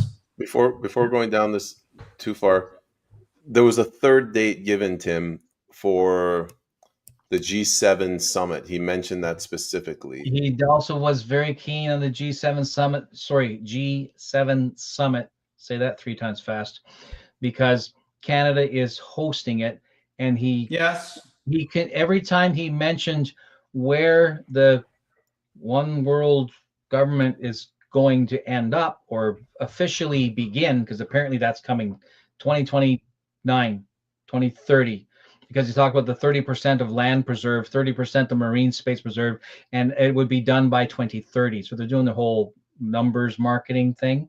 So 2030 is the other big one. But the G7, he also mentioned COP20. The 30% numbers are from COP15, right? So the G7 is a really big deal as well. So the G7 is effectively, so this is what I think. G7 is more of a socioeconomic construct. Yes, like a trade construct. Why would a sovereign get involved with a trade construct unless he needs to? Right. So this is one of the reasons why I think the old aristocratic families, particularly of the European lines, are interested in getting involved again, because we're like, hey, wait a minute. Ultimately, this is my money you're fucking around with. Right. So we're going to come back in and course correct. And I think he wants to use Canada's allegiance to the crown, as Laurie put out, and use that influence on Parliament, because our elected officials swear to the crown. And he's going to go to the Parliament and say, "You all swore to me. You know what side your bread is buttered on. You'll do what I tell you to do." And so it doesn't matter about our Constitution. Doesn't mean shit. I want to go. The DNA Act doesn't mean nothing, because the king spoke. Well, the king spoke, and you know what? The governor had to comply. We can use the term governor, and we have general governor, but you would have regional governor. And when Trump mentioned that, yes, right, we would have the governor. And then the second thing that I can refer to with the G7, the G7. It is Pee Wee League. Pee Wee League. The G7, it is what? Europe? It's symbolic, because that jackass. Of course it is symbolic, because they don't have any economic leverage anymore. They don't have no leverage. They're bankrupt. And the G7 wow, it's like the G7 will rule the world. Forget about it. It's over. The G20 is over. That's 20th century narrative. It doesn't exist anymore. It's a dead, it's a metastasis cancer. It's Cold War politics. It's Cold War It's Cold War economics, politics. right? So you're now at an age when they wheel up to say, and they say to Ian Fleming, if you want to keep writing books, it's time to retire Bond. Come on. The G7. It's like the anecdote I was talking to you about this Jewish man on his dead bed, and he has his grandson, and the Jewish man, Abraham, says to his grandson, Jacob, it smells fish. Can you go and tell grandma that I want to have a little piece before I die? So Jacob goes and runs in the kitchen, and he comes back. He said, oh, grandma says you cannot have it. This is why. Oh, it's because it's for the funeral. It's over. The G7 is over. They have no economical leverage. The corpse is, it's still warm, but it's laughable. So then I propose that we're on the cusp of the new change, or I think so. We're on the cusp of that, so that between now and 2030, 2029-ish, and you mentioned some type of crises in 2028. Right? Something like that. RCMP was even suggesting this. 3 years. So within the next 3 years, we're looking to see substantial bureaucratic changeover planet-wide. One thing that, Andre, you mentioned you'll never forgive these people. Never. And, when people are this pissed off, you can't change things in 6 months. I'm really angry because there's a principle that, the sovereign, the king, is supposed to reign but not rule. But yes. I feel like he's violated that to the point where he's completely shredded that concept. Yeah. And it was Charles I that had this problem with his parliament back then, right? So that the Magna Carta guy, or the guy that got the Charles Civil War? Is 1600s. The Civil War. We were talking about this. We were talking about this backstage about the Fugger, Jacob Fugger, who was financing the monarchy at the time. When you say the king was ruling instead of being a merciful king, they broke the treaty, or they broke the contract or the agreement. And I will say, as a Christian, I will forgive him as a Christian, as a Christian in my heart, but he will be punished by the law. That's the real. I can forgive him as a Christian, but I don't forget in reality what should happen. That's a statement. And justice should be delivered to those who deserve justice. To those who were harmed by the government, who are the representative of the king, if we say this. And this week there was an MP in Quebec. He wrote a tweet on X, and he deleted this tweet very fast after he received he wrote the tweet, and I will quote. He said, I do not represent my constituent, I represent the king. And in Quebec, it backlash, and they had to remove the tweet. And when people were sending DM to ask, we don't have any comment. Shit, Andre, even in Quebec, you see this, you say, wow. I'll do you one better. The PPC, New Gen PPC, on social media, for the throne speech, they wrote, long live the king. All of them. New Gen. I'm sorry, New Gen PPC. They still have diapers, so it's normal. When you're young, you do mistakes like this. You say it's teenage. It's okay. If you're my age and you do this kind of mistake. See, now I want to make a meme. I want to make a meme of Carney in his casket and Charles looking over him, and with the phrase, "The king is dead. Long live the king." Long live the king. Well, one thing you mentioned, Tim, and maybe I will hand on this. When you said you were talking about Justin Trudeau, what he destroyed, and they put him in power. Yeah. Because the man is a moron. The man is a total moron. So he wasn't. How come we end up in a country that is supposed to be sovereign with a moron like this as a prime minister? We always say we did. We're not We had one sovereign. for 10 We're not years. sovereign. No, we're not we had sovereign. It's we had because we're not sovereign. You can disagree. You can Go ahead. criticize Tim. United States all you want. You can dislike Trump, Biden, whatever. They have a strong constitution. Even if you know that their control, the Congress is control, they still have a constitution. Even they still have this. We don't. What have do you want this to here. say, Tim? I don't know. Not Yeah. important. I have an oath to swear. I'm busy. I might But just you- swing over to Babylon for the free fish. I don't know. But you know that you were talking about being angry. Being angry is one thing. Being rational and mature is another thing. And I think in Canada, most Canadians are not mature. If I'm angry, like I said, I will not go and put bombs. I'm angry. I want accountability, and I can raise the tone. I can be a Canadian that is kind, but I can raise the tone and debate. But if I don't have accountability, what will I do?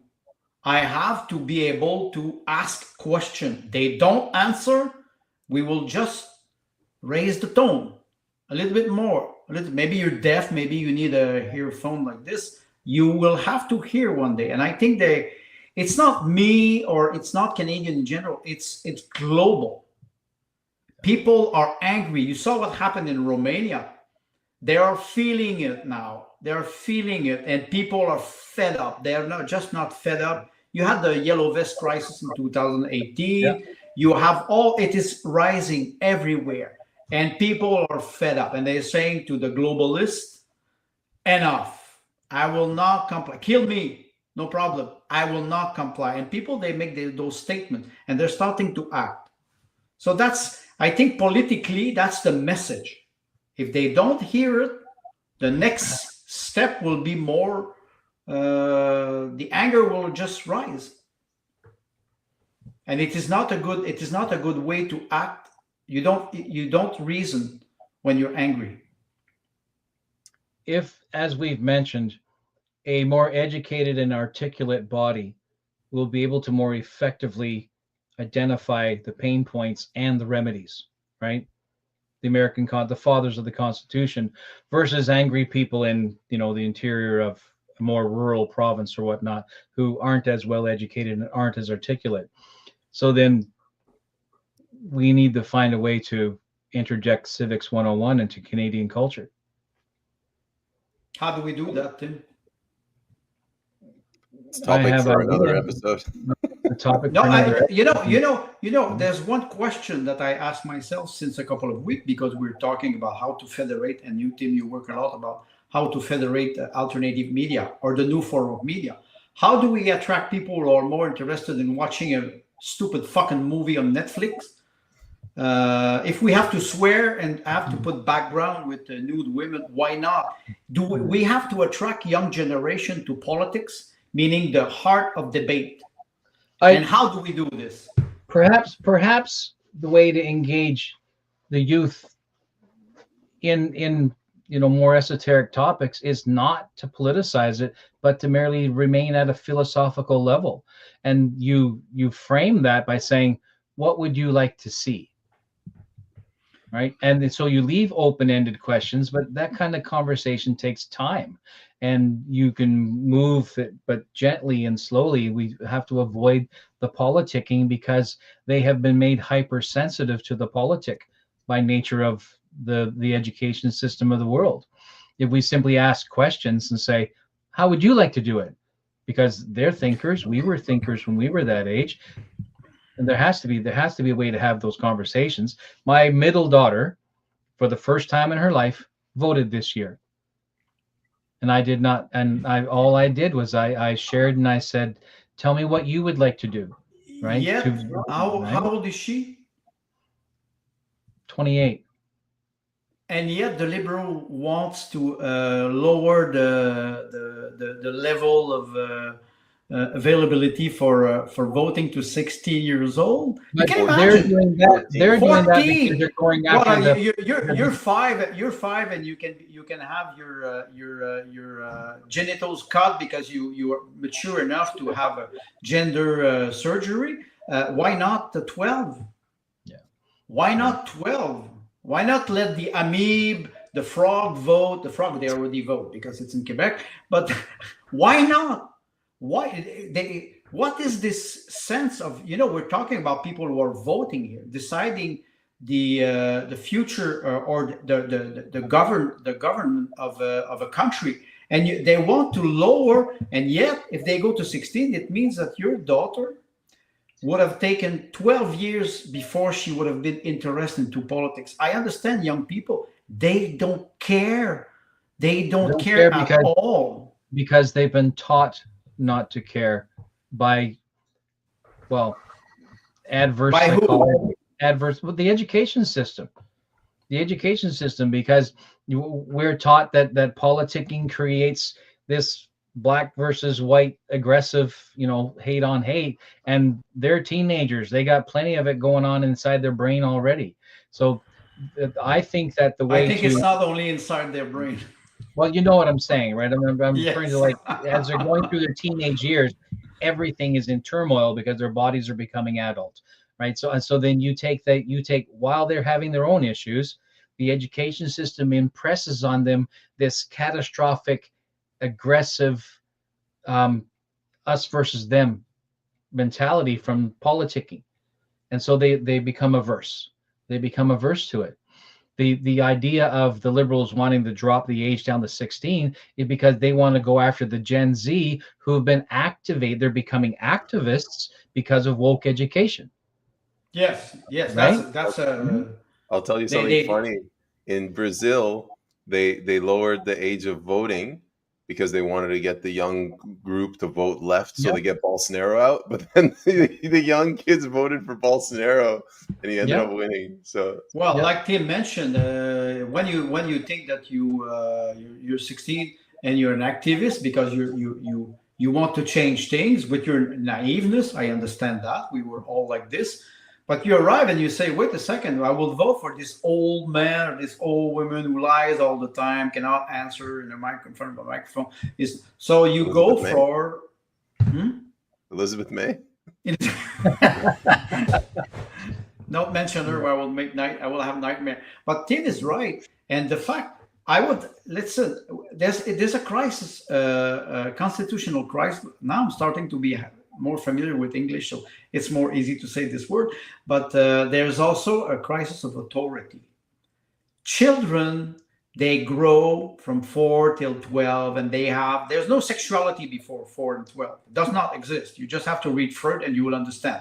The natural development of a child is having fun, being free, studying, learning, respecting authority. You arrive at 12, hormone kicks in, you start to have ideas. You will confront your parents, but in a respectful way, and you'll try to achieve your freedom. And slowly, and you arrive at 18. We fix at 18, and we say at 18 we will give you the privilege to vote, so you can decide with the adult, because we consider you as an adult. 16, it is teenage. Before in 1950 was 21, and you could not smoke until you were 21. You could not drink until you were 21. Even in some state in the United States, it's still like this. And you would say to people, but now they can decide their sex at 4. Why not vote at 6? This is completely ridiculous. This is an hijacking of the electoral system. It is, and this is the technique of the liberal. It's always the technique of the liberal. They want to secure their vote. They want to secure their ideology, and they always try to bring as much as possible, people as possible, for them to be elected. They do it with immigration. People don't speak French, English. They speak Punjab, they speak Mandarin, but they vote. The conservative. What the hell is this country? conservatives need to come up with a counter strategy for this, like importing votes. They should go to Africa and get a bunch of tribesmen and bring them over here. They're just going to Why vote not? conservative. Why not? Why not? But like Tim mentioned, the conservative will not do this because they are responsible people. In theory, they are independent, sovereign, and responsible people. That's why you always say that it's difficult to federate them. Let's end it on a good, not that it's a bad note, but guys, the show is rocking and growing. Keep going. We got 187. 187 is a bad number, but 187 viewers right now. That's not bad. So I wanted to respond to Sue. Bring up her frontal lobe comment. So I now's the time for my disclaimer. No, I'm 56 and my frontal lobe is not developed enough. Well, for an Irishman, it is normal. Right. It is normal. So I think that what's coming is significantly enough different from what I've been previously thinking, that if we could reasonably start scheduling now, you could literally prepare a population to resist it. Yes. Right? That's what I think. And I consider that good news.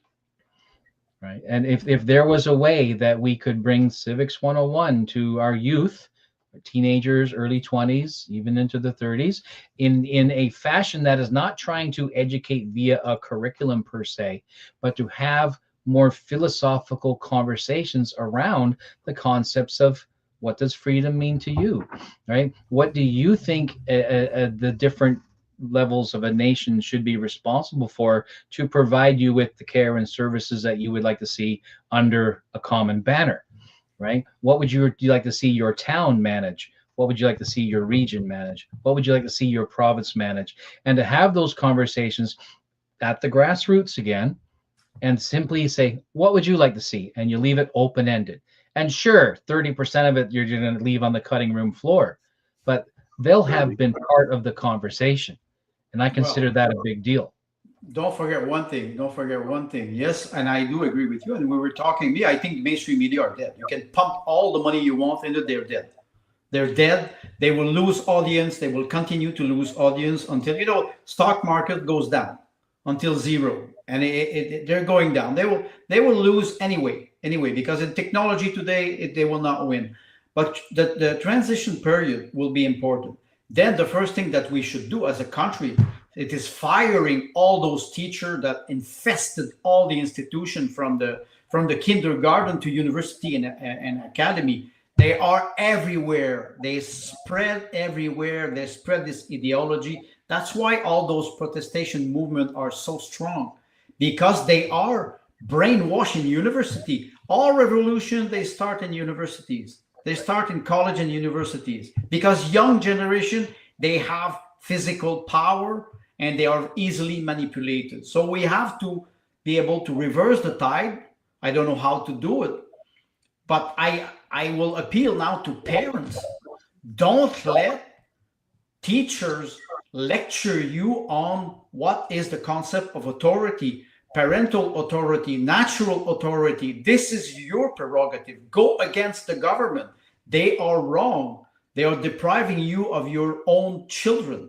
And then after that, slowly we can create a transition period from mainstream media towards something that will be more appealing to young generation. This is, yes, they're dead, CBC. I see this on X. I'm on X since 1 year. And I see this, and people, they criticize CBC, Radio-Canada, they criticize everything. I say, why you watch them? Just turn off the TV. They cannot, they're addicted to mainstream media until they will be in a disintoxication phase. They will not be able to get out. Why I say, for example, Cerberus, come and watch us. We will entertain you. We will look like clown if you want, but we will also do what Tim is doing.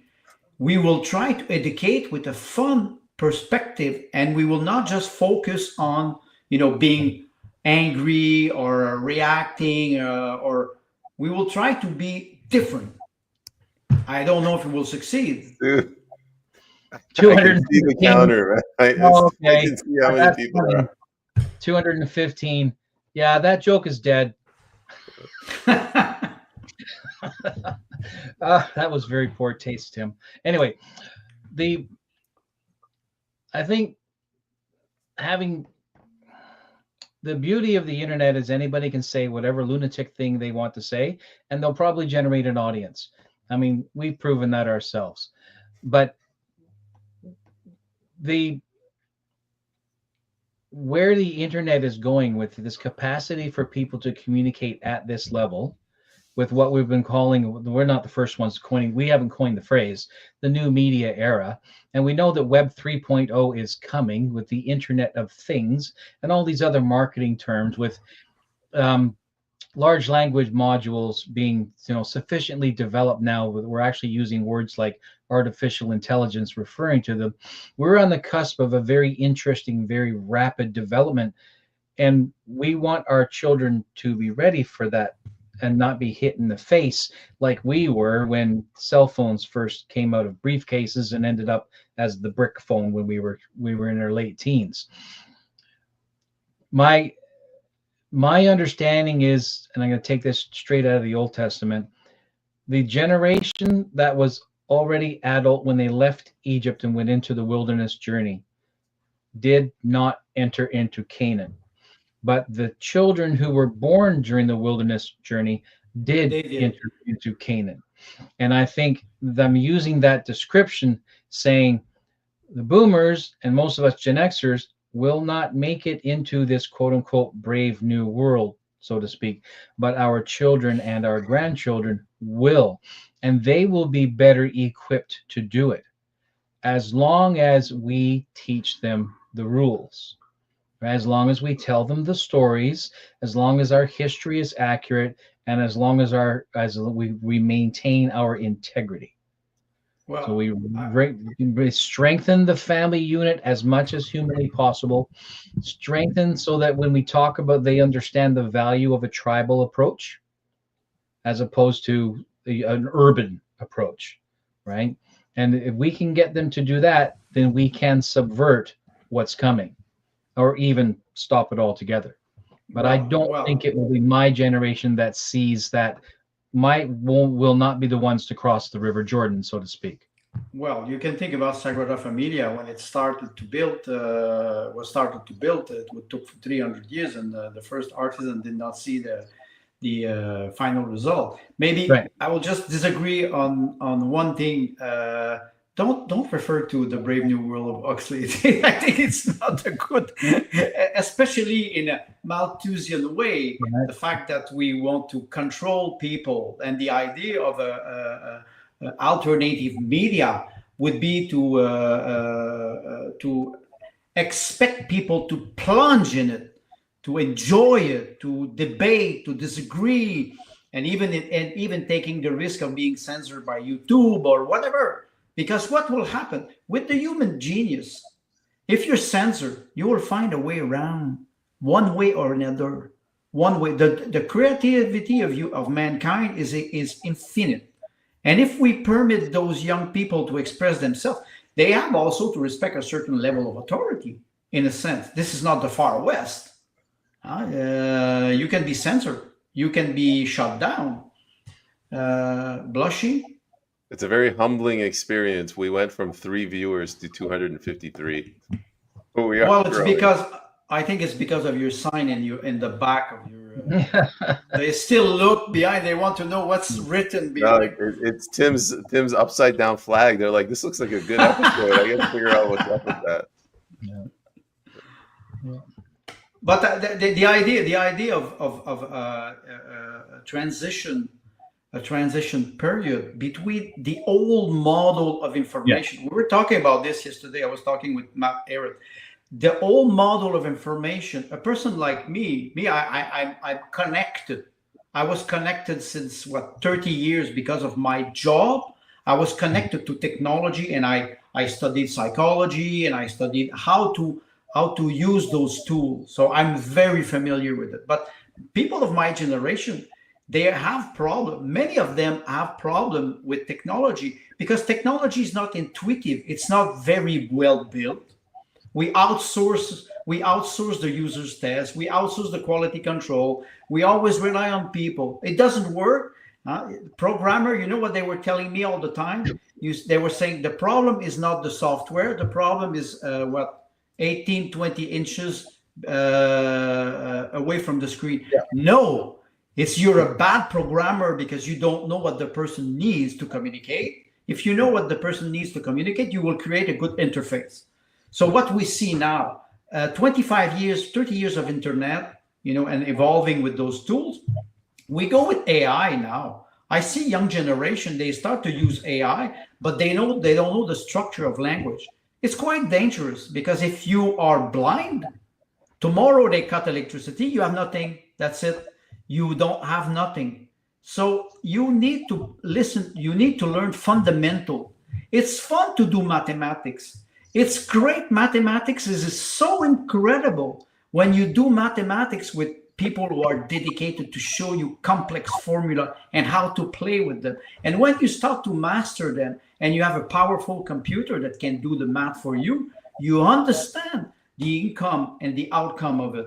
But if you don't learn the fundamental, you are the slave of your computer. And this is where we have to intervene. Except Sudoku. That shit's from the devil. But that's Japanese. This is different.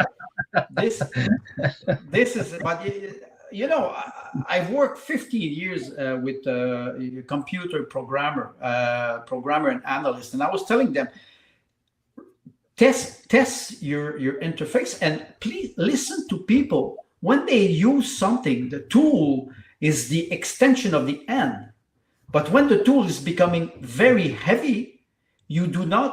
You work with a hammer, and the hammer is too heavy for you. My wife, she says, you will buy me this tool. No, it is too heavy for you. You will hurt yourself. Can I have a chainsaw that is fit for my wife who's 55 kilograms, even when she gets out of the shower? No. Why the company, they don't do it? So I will stop drifting. But the idea to attract people is to make communication a way to express idea and not only information. Difference between information and knowledge. Information, you sell it. Knowledge, you give it for free. If what we're looking for then is encouraging relationship building conversation using the internet as the interface, then we must move away from Twitter. Oh, Twitter is a tool. Twitter is right? a tool. It's a tool, but it is a tool specifically socially engineered to generate the smart remark, the one-upmanship, the quick return, and that it does not generate relationship conversations. I do agree with you. I was never on Twitter or X today, and I was always making fun of Twitter at the time, 140 characters, and now they have the blue chip and they can write something. Right. What the hell? Do you think I will read a text white on black with all the space on the right? And it's like you watch CBC, you watch the news and you have popping ads everywhere. They pollute your brain all the time. Right. And Twitter X is a way to express emotion. There's nothing else. The space are not structured. You don't have an order. People react. Me, I don't go anymore because I hate it. And people, they don't follow. There's no strategy. You know why we do web page? Why we do an internet website? Because we want structure. For marketing or for advertising. We interface are young. Computer programming technology of this, it's 50 years. This is young. It's very young. What would be, you mentioned the Internet of Things, the Internet 3.0. And the programmer, they're still not programming. They're using AI, but they don't know. They have a very powerful tool, but they don't know how to use them because they don't know the Sue fundamentals. Kellen Dyer says she's saying our show is great for dialogue. She says it also spaces. So the concept of getting more dialogue between people. Yeah. Yes, I agree with you, but where's Well, the then strategy, the structure? So then that is creative users subverting the original design of the interface. What we're talking about, Right? X? Yeah, if you listen to what or any Andre was saying, similar structure, right? So the social media follows the lines of social emotional learning more than Yes. it does constructive, disagreeable dialogue, right? Because if you hurt my feelings, I can block you. Now I can report you, right? You know, and it's once upon a time, if I was at school and you hurt my feelings, I had the option of punching you in the mouth, That was the way of blocking. right? That's now you've been blocked, right? So, and yeah, it's. I mean, this is totally way off where we started, but ultimately everything is socially attached. The way forward against the coming tide of a forced technocratic serfdom is for the people in general to the cross generation stuff must happen. So we have to reconnect the broken bonds between families and generations. Yeah, the host block everyone from breathing. Well, that's one thing. That's one thing. The other thing is, okay, we are attracting people and can be structured. Show me the structure. I don't see structure.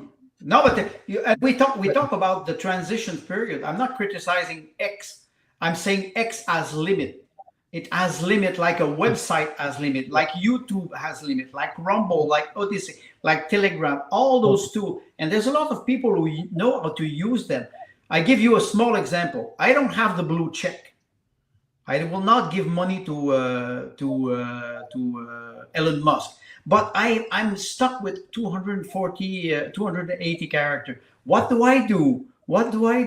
I type a long text, 1 page, 2 page. I transfer them to JPEG and I publish them and go, Elon Musk, I screw you because you ask money for something that you're a billionaire.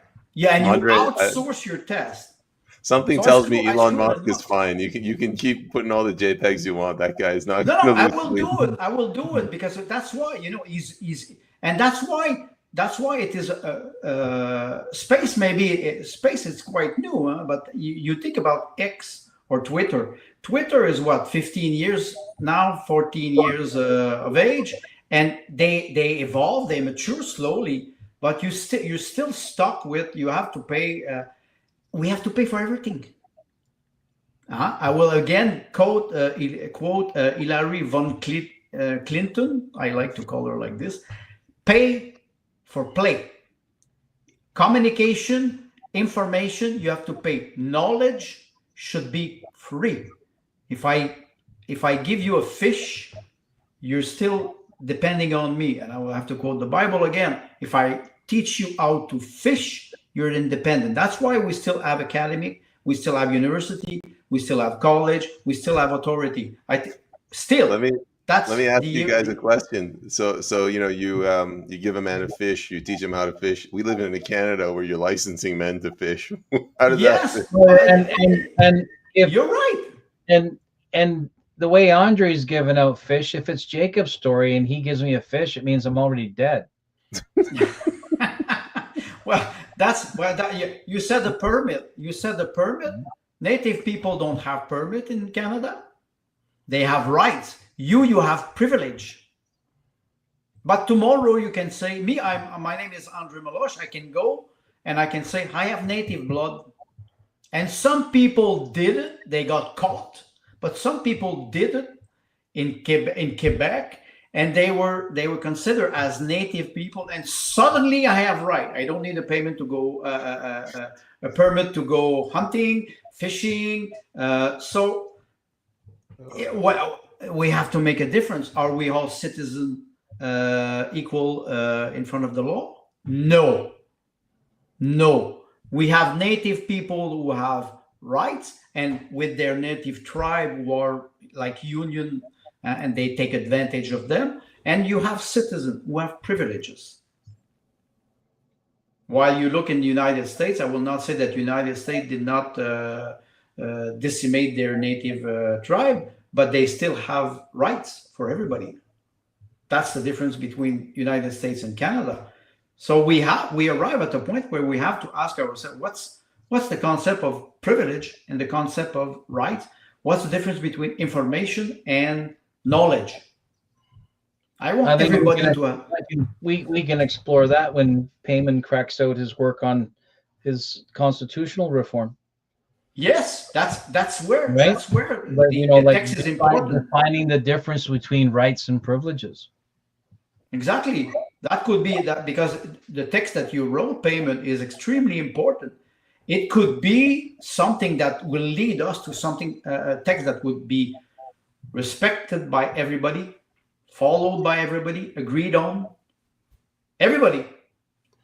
You know, there's a phrase called parchment law, so parchment rights. So you just write something in there, like everyone has the right to freedom of speech, and it doesn't mean a damn unless you create a system. An example would be if anyone from the government tries to censor you, you can shoot them.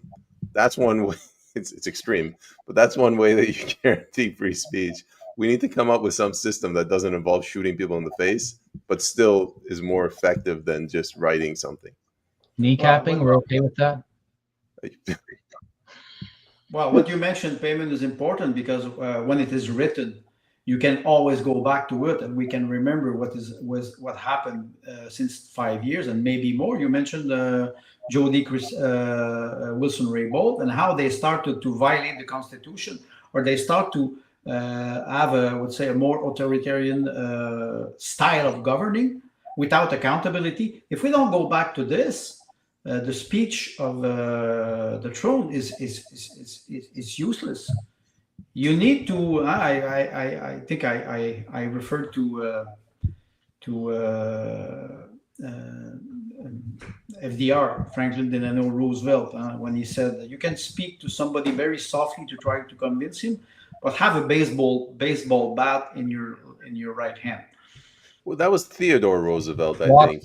Theodore, maybe, but the idea is there. You want to convince somebody, but what was the exact quote? In Canada, the big stick is simple, right? So walk softly and carry a big stick is the reference. But you look at that throne speech, the big stick is implied. Which is? The big stick is implied, and Payman puts it at the last phrase of every one of his announcements in the description.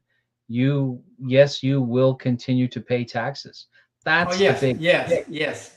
That's the big stick, right? That's the big stick. It doesn't matter. It doesn't matter what we want or what we think or what our amygdala bleaks off. The fact is, until businessmen stop remitting taxes, the beatings will continue. Right. Well, right. So we were making that joke early during the election, right? The beatings will continue until such and such a thing. Canadian had enough yet. Man, right? Can I make a dark analogy? And people might get angry. It has to do with the Holocaust. Someone I know was telling me, he goes, the reason I'm already angry. The reason that the Holocaust happened, one of the many reasons, that the government turned fascist, which means it's socialist. It took care of everything. And they're asking these soldiers, like, how could you do this? He goes, well, I was working for the government. If I didn't do it, I wouldn't even make my money. I'd starve. So people are at the mercy of the government. So when you say, like, stop paying your taxes, it's just we've come to a point where the government can inflate the money supply, pay the RCMP to come beat the crap out of us, and they'll follow orders, So then and you're right, because we've made this comment about the idiot mayor in Victoria who had the statue of McDonald torn down. And the thought is, well, that idiot mayor wouldn't have got her way if those 10 public workers said, no, take it down yourself, cow. Yes. Right? But if they Yes. but and they could have gone and ran to the union to protect them from it, but they didn't, because like you said, okay, maybe I can get recourse through the law if you fire me, but I have to feed my children tonight. Then that's the problem you bring up from back in 1934, 1936, with when they're beating down all these different groups. And it wasn't just Jewish people, it was right, it was No, it no. was Czechs and French along the Frisian line and whatnot, and right, the Poles who are working in from the north and stuff like that. So there was all kinds of this thing going on, and your average Joe, who was effectively become a public worker, because that's the nature of socialism. You work for the state. Okay? If we move ourselves to where we are less urban in our appetites and more rural in our ability to sustain ourselves and help each other out, then we can slow this down. But the Yeah. more people they push into cities, I call a city a prison without walls, and the inmates police themselves. Well, you refer to fascism, and let's remember that when we talk about this word, first of all, it is a very modern word. And fascism, the fact that you have an authoritarian structure, like in Germany, 1933, 35, 36, at first, let's not forget that you had the Weimar Republic, which is completely decadent and pervert. Berlin was the capital of sodomy. That was it is this is a historical fact. So when you look at this and you see the type of reaction of a government who says we will control every aspect of human life, everything for the state, nothing outside of the state, nothing against the state, it means that you start to target dissident, you start to target free speech. And there's a very thin line between what we call free speech and hate speech. And we see it now in Canada, maybe with the law C-63. Maybe we'll come back and we'll say what is hate speech. Depends on who sees what is hate speech. When you talk about fascism and you talk about accountability, Tim mentioned it.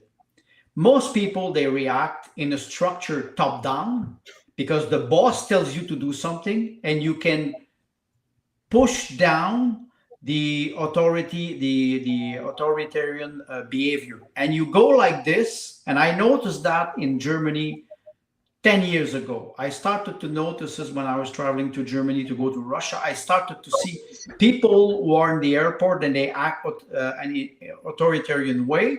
And they say it's I just do my job. They don't think, they act like robots. So when you have the structure, don't remember the words of Hitler. Hitler was saying, "You do a crime, I'm 300. responsible." We That hit was the 300. that was the word that was the word of Hitler. So when you have this structure top down, that is very authoritarian and very repressive, because people, they act out of fear. They don't think I will lose my job. I will not have food to feed my children. I will lose my family. I will be marginalized. Look what happened with COVID mandate. It was exactly Yeah. the same thing. Yeah. So when we arrive at a structure like this, yes, you can use the word fascism, characteristic of fascism, and then you can say, okay, where is the tipping point where you will identify a structure as fascist? This is more complicated, but you are right. In a sense, we pay tax. Even if tomorrow we would start a new party. Me, I have a very good slogan. Tax is theft. People, they like a 3-word slogan. Tax is theft. No taxes. Why the IRS in United States is freaking out now? Because Trump is saying we will remove all residential tax or income tax for people. That's quite funny, because if he does that in the United States, how we will react in Canada? Let's go back to something, Tim. I'll let you speak to this. We'll wrap it up soon, but We're only an hour over. So only what? Sue says It's Saturday night. Saturday night fever. Right? live from Vancouver. Yeah. BC taxpayers not allowed to go to their own provincial parks, so we know Yes. about this. Yes. And then Robbie follows up. We white people in BC, we are uninvited according Yeah. to the EB regime. Yeah. How much of this is Like I look at what they're doing, the government. Yes, they're getting what they want, which is to, I don't know, steal our property. But I also wonder how much of it they're poking us to try to get us to freak out. It's the Donald Trump strategy. I'm going to do something outrageous, and people are going to spin their wheels, and they're going to be Yes. looking at this thing here rather than what's going on in Parliament. What do you think, Tim? I agree with Robbie's statement that we white people in BC are basically uninvited. But me being an Irish Newfoundlander, I'm not white, so I'm okay with that. Well, but it's interesting and look at. It's not the EB government; it's the EB regime. It's a regime, and it's very interesting. Allow me to continue. I was just doing the whole pregnant pause thing because I love William Shatner so much. The regime issue there is EB is a small man. Yes. Right, like small of character. Right, EB is a small man, and he's intentionally sitting on one of the wealthiest coastal regions in the entire North American hemisphere. And that's speaking of the entire North American hemisphere. He's intentionally sitting on it and preventing it from doing trade. Now look what he's doing with the Trans Mountain Resistance with Alberta and whatnot. Not to mention, throwing good money after bad, time after time after time. And now somehow manages to have Rustad, basically not working with him, but not working against him, but not working with him either, type of thing, which is fine by him. Ebbie is mini Trudeau on the West Coast. You saw them working together, and what Trudeau did in Ottawa, Ebbie went and mimicked it within a month later. And he's still trying to do it. He's still trying to maintain relevance. The public parks thing is not so much a provincial decree as it is a natural effect of the Truth and Reconciliation. Many, many moons ago, when I'm going to forget the name of the agreement, the Niska agreement, so 25 years ago, was signed. I wrote a short story that basically was 100 years after that Niska agreement with the native peoples on the West Coast, and how transformative it was to their entire culture, and that they returned, they went to schools, they got their education, they got involved with the advantages, right, the rights that were assigned to them through the treaty. And within the space of 100 years, the European people who lived in BC, they became the minority. They became the marginalized people, and the local native peoples had become the supreme, right, rule within those regions.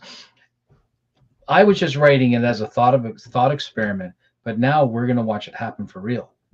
The fly in the ointment is the UN migratory compact for migration, right? Yes, because certain sources of immigrants don't give a flying F about local native peoples, and they will run roughshod over them just as quickly as anybody else, right?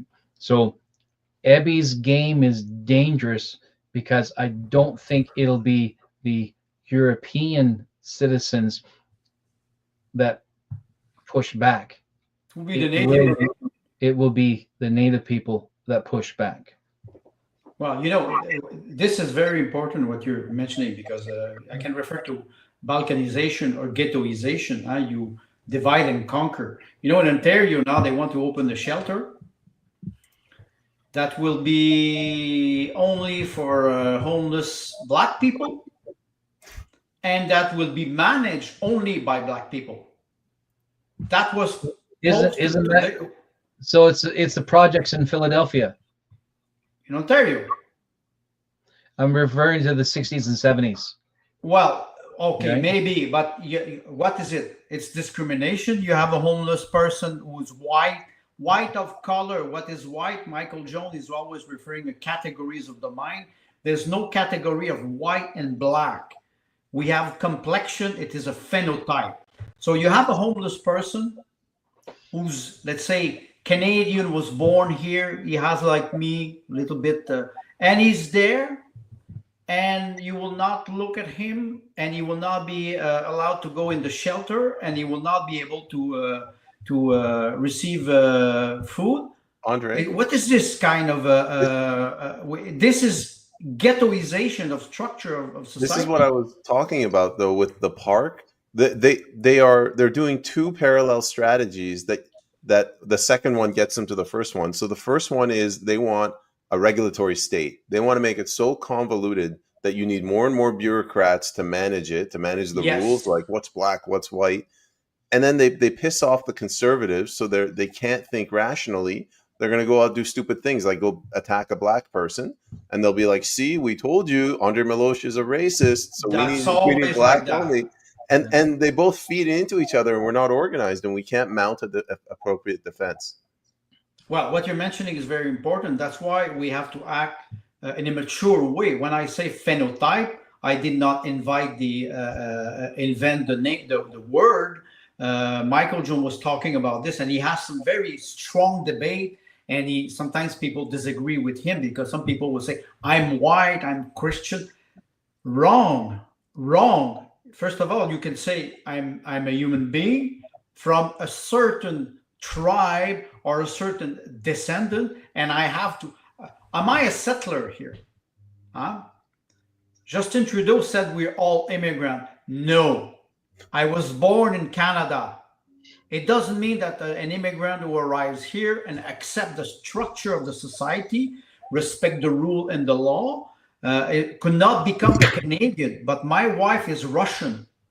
She's a Canadian citizen because she arrived here and she complied, but she's Russian.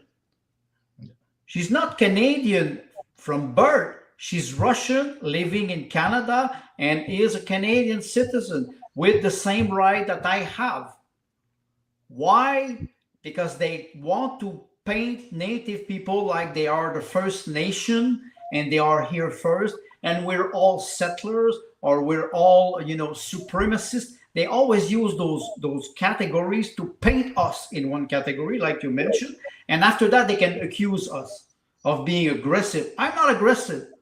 I want to debate those ideas. They are dangerous because they paint us in a situation.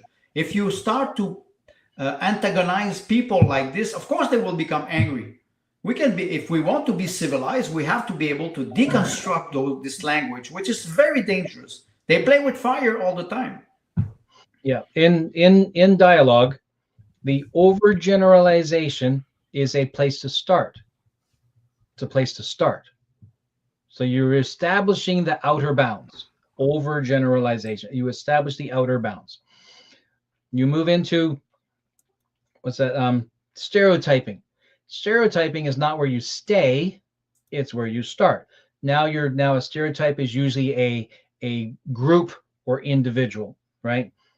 And then you drill down. So nowadays they call it resolution, right? Finer and finer resolution.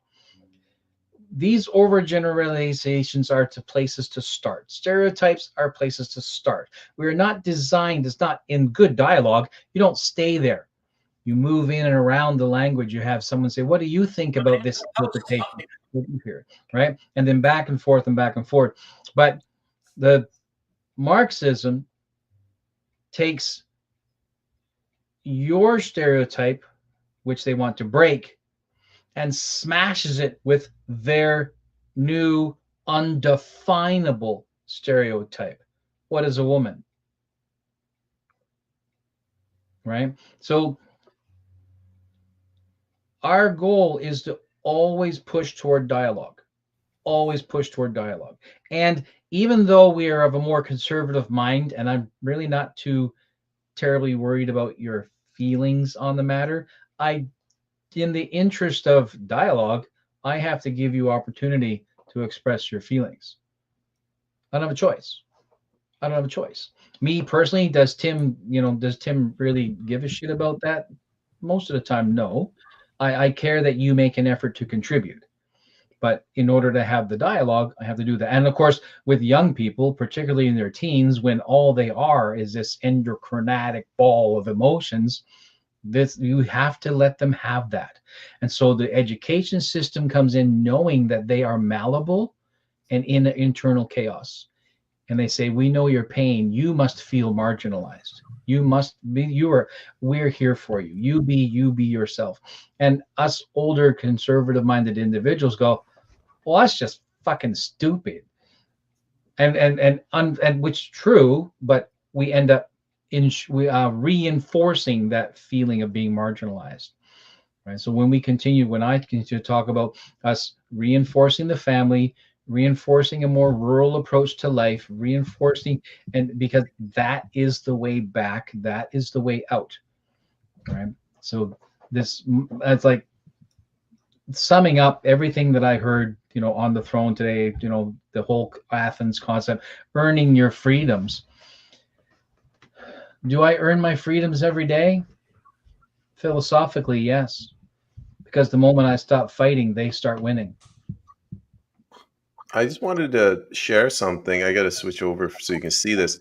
The reason I bring this up, I don't particularly follow this guy. This is Tim Pool. He's got a podcast, 2 million subscribers. This video has got 30,000 views.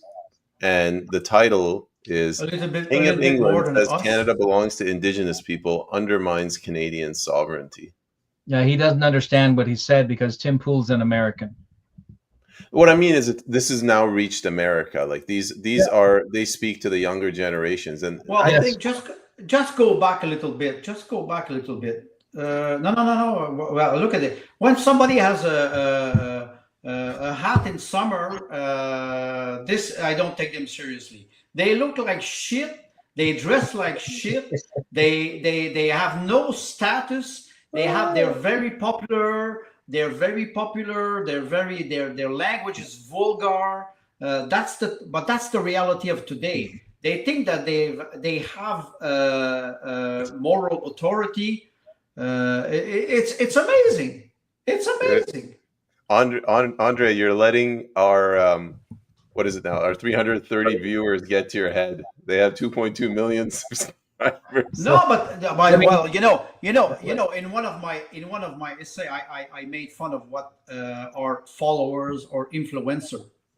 I call them influenzaser with influenza, and I can guarantee you they follow. I don't want followers. Nietzsche was saying, "You believe in me, don't follow me. Believe in yourself and criticize yourself inside." And so following is one thing. Follower as something, a fanatic, people who follow Taylor Swift. I will listen to Edith Piaf, but I will not listen to Taylor Swift. Taylor Swift, she's a product of marketing. She's nothing else. She's empty, like an empty shell. You have a lot of that on internet, and they attract a lot of people because people they want the buzz. They want the buzz of the instant. Short-term memory, short-term thinking. When we are at a level of maturity, we can entertain ourselves.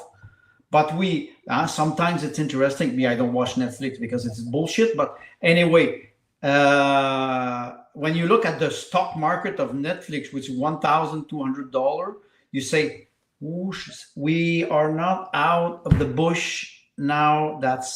It will be a long process. So you need authority, you need a certain level of education, and then you can enjoy new ways of communication. But those people, do they do real analysis? No. They provoke people with opinion, and they ask reaction instead of asking expecting rational thinking. What do we do now? We discuss, we debate. Maybe we'll disagree. Tomorrow, this episode will be forgotten. Why? Because it's not instant. The buzz, one buzz chases the other, and the rapidity, it's so fast today that they get. Do you remember many years ago we had the Harlem Shake? I studied that. The Harlem Shake. It starts and they start to dance, and then suddenly you see a gorilla, and they change because they were starting with it is hilarious. And it lasted what, 3-4 months, and after that it disappeared completely. People, they want the buzz. Why do they escape reality? Because reality is scary.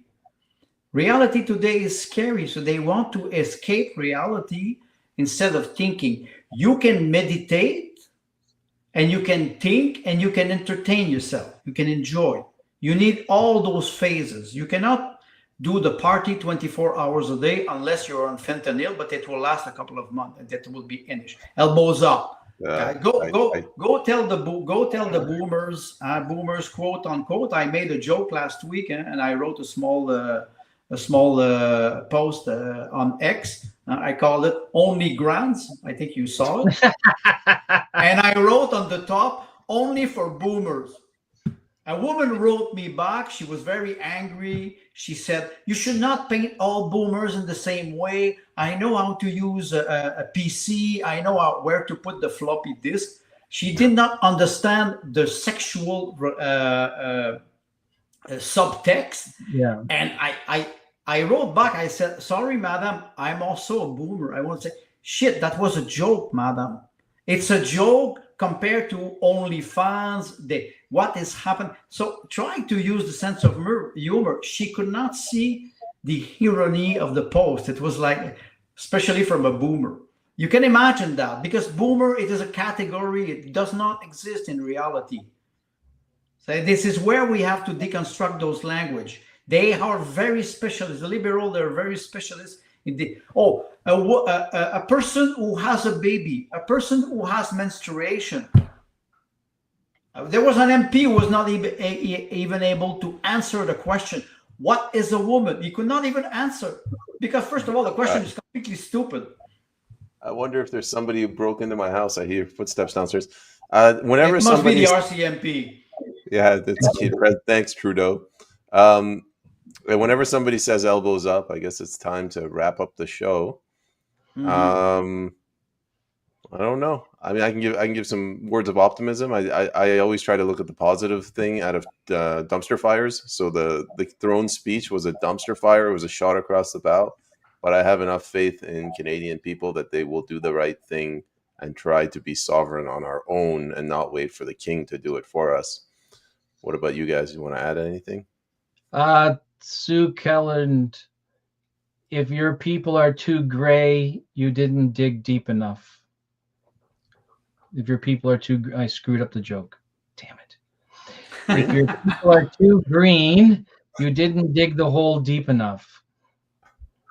Oh, green. Oh, that's interesting that you're talking about Elizabeth May. Yeah, she's. I think there's absolutely a way out of this, and I think that we absolutely must find a way to connect with our youth, because they're always looking for mentors. They're always looking for mentors. I almost said fermented.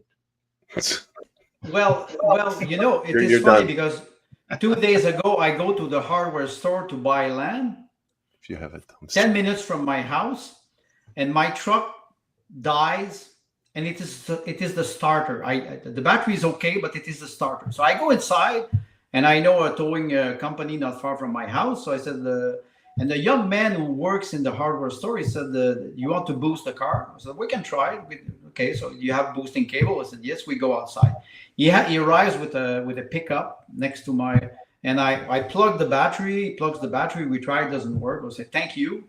Very skilled young man, 18 years old. And why I say this is because the young man just said to me, "Oh," he looks at me. I'm 65. Said, "You want to?" And I don't have to ask him. Some people, they don't know how to put boosting cable on the battery. So I put it on. I see him. He takes them. He click to see if your battery is okay. I said, this young man is clever. He's clever. And he's working in a hardware store. I want to say maybe it's what you want to do, but maybe it is a summer job or it is a part-time job. And creativity is everywhere. And I would say something: do not put people in categories: boomer, younger generation, Generation X. We all have wisdom. We all have it. The sparkling That was for the battery, but the sparkling is the wisdom. First of all, be polite, be respectful. And I see the more you are respectful. When my father died in 1995, 30 years ago, he was a watchman in a high school. 250 teenagers came to the funeral. They were coming because my father was always talking to young boys and girls, teenager 12, 13, 14. He was saying, Mademoiselle, Miss, and Mr. And they were saying, Mr. Meloche was not treating us like children. Yeah. He was giving us a status. And I will never forget this. And I always use the same thing. We use, in English you use you, but in French we use tu and vous. Mm-hmm. When I go to the hardware store, when I go to the grocery, and there's a young boy or your young girl who's packing, and it says, I say, merci, mademoiselle. Bonne journée, mademoiselle. And I use the vous. Why? When I hear around me, nobody use that. And they look at me like, wow, it is strange. Because I don't know you, so I use a certain distance. Yeah.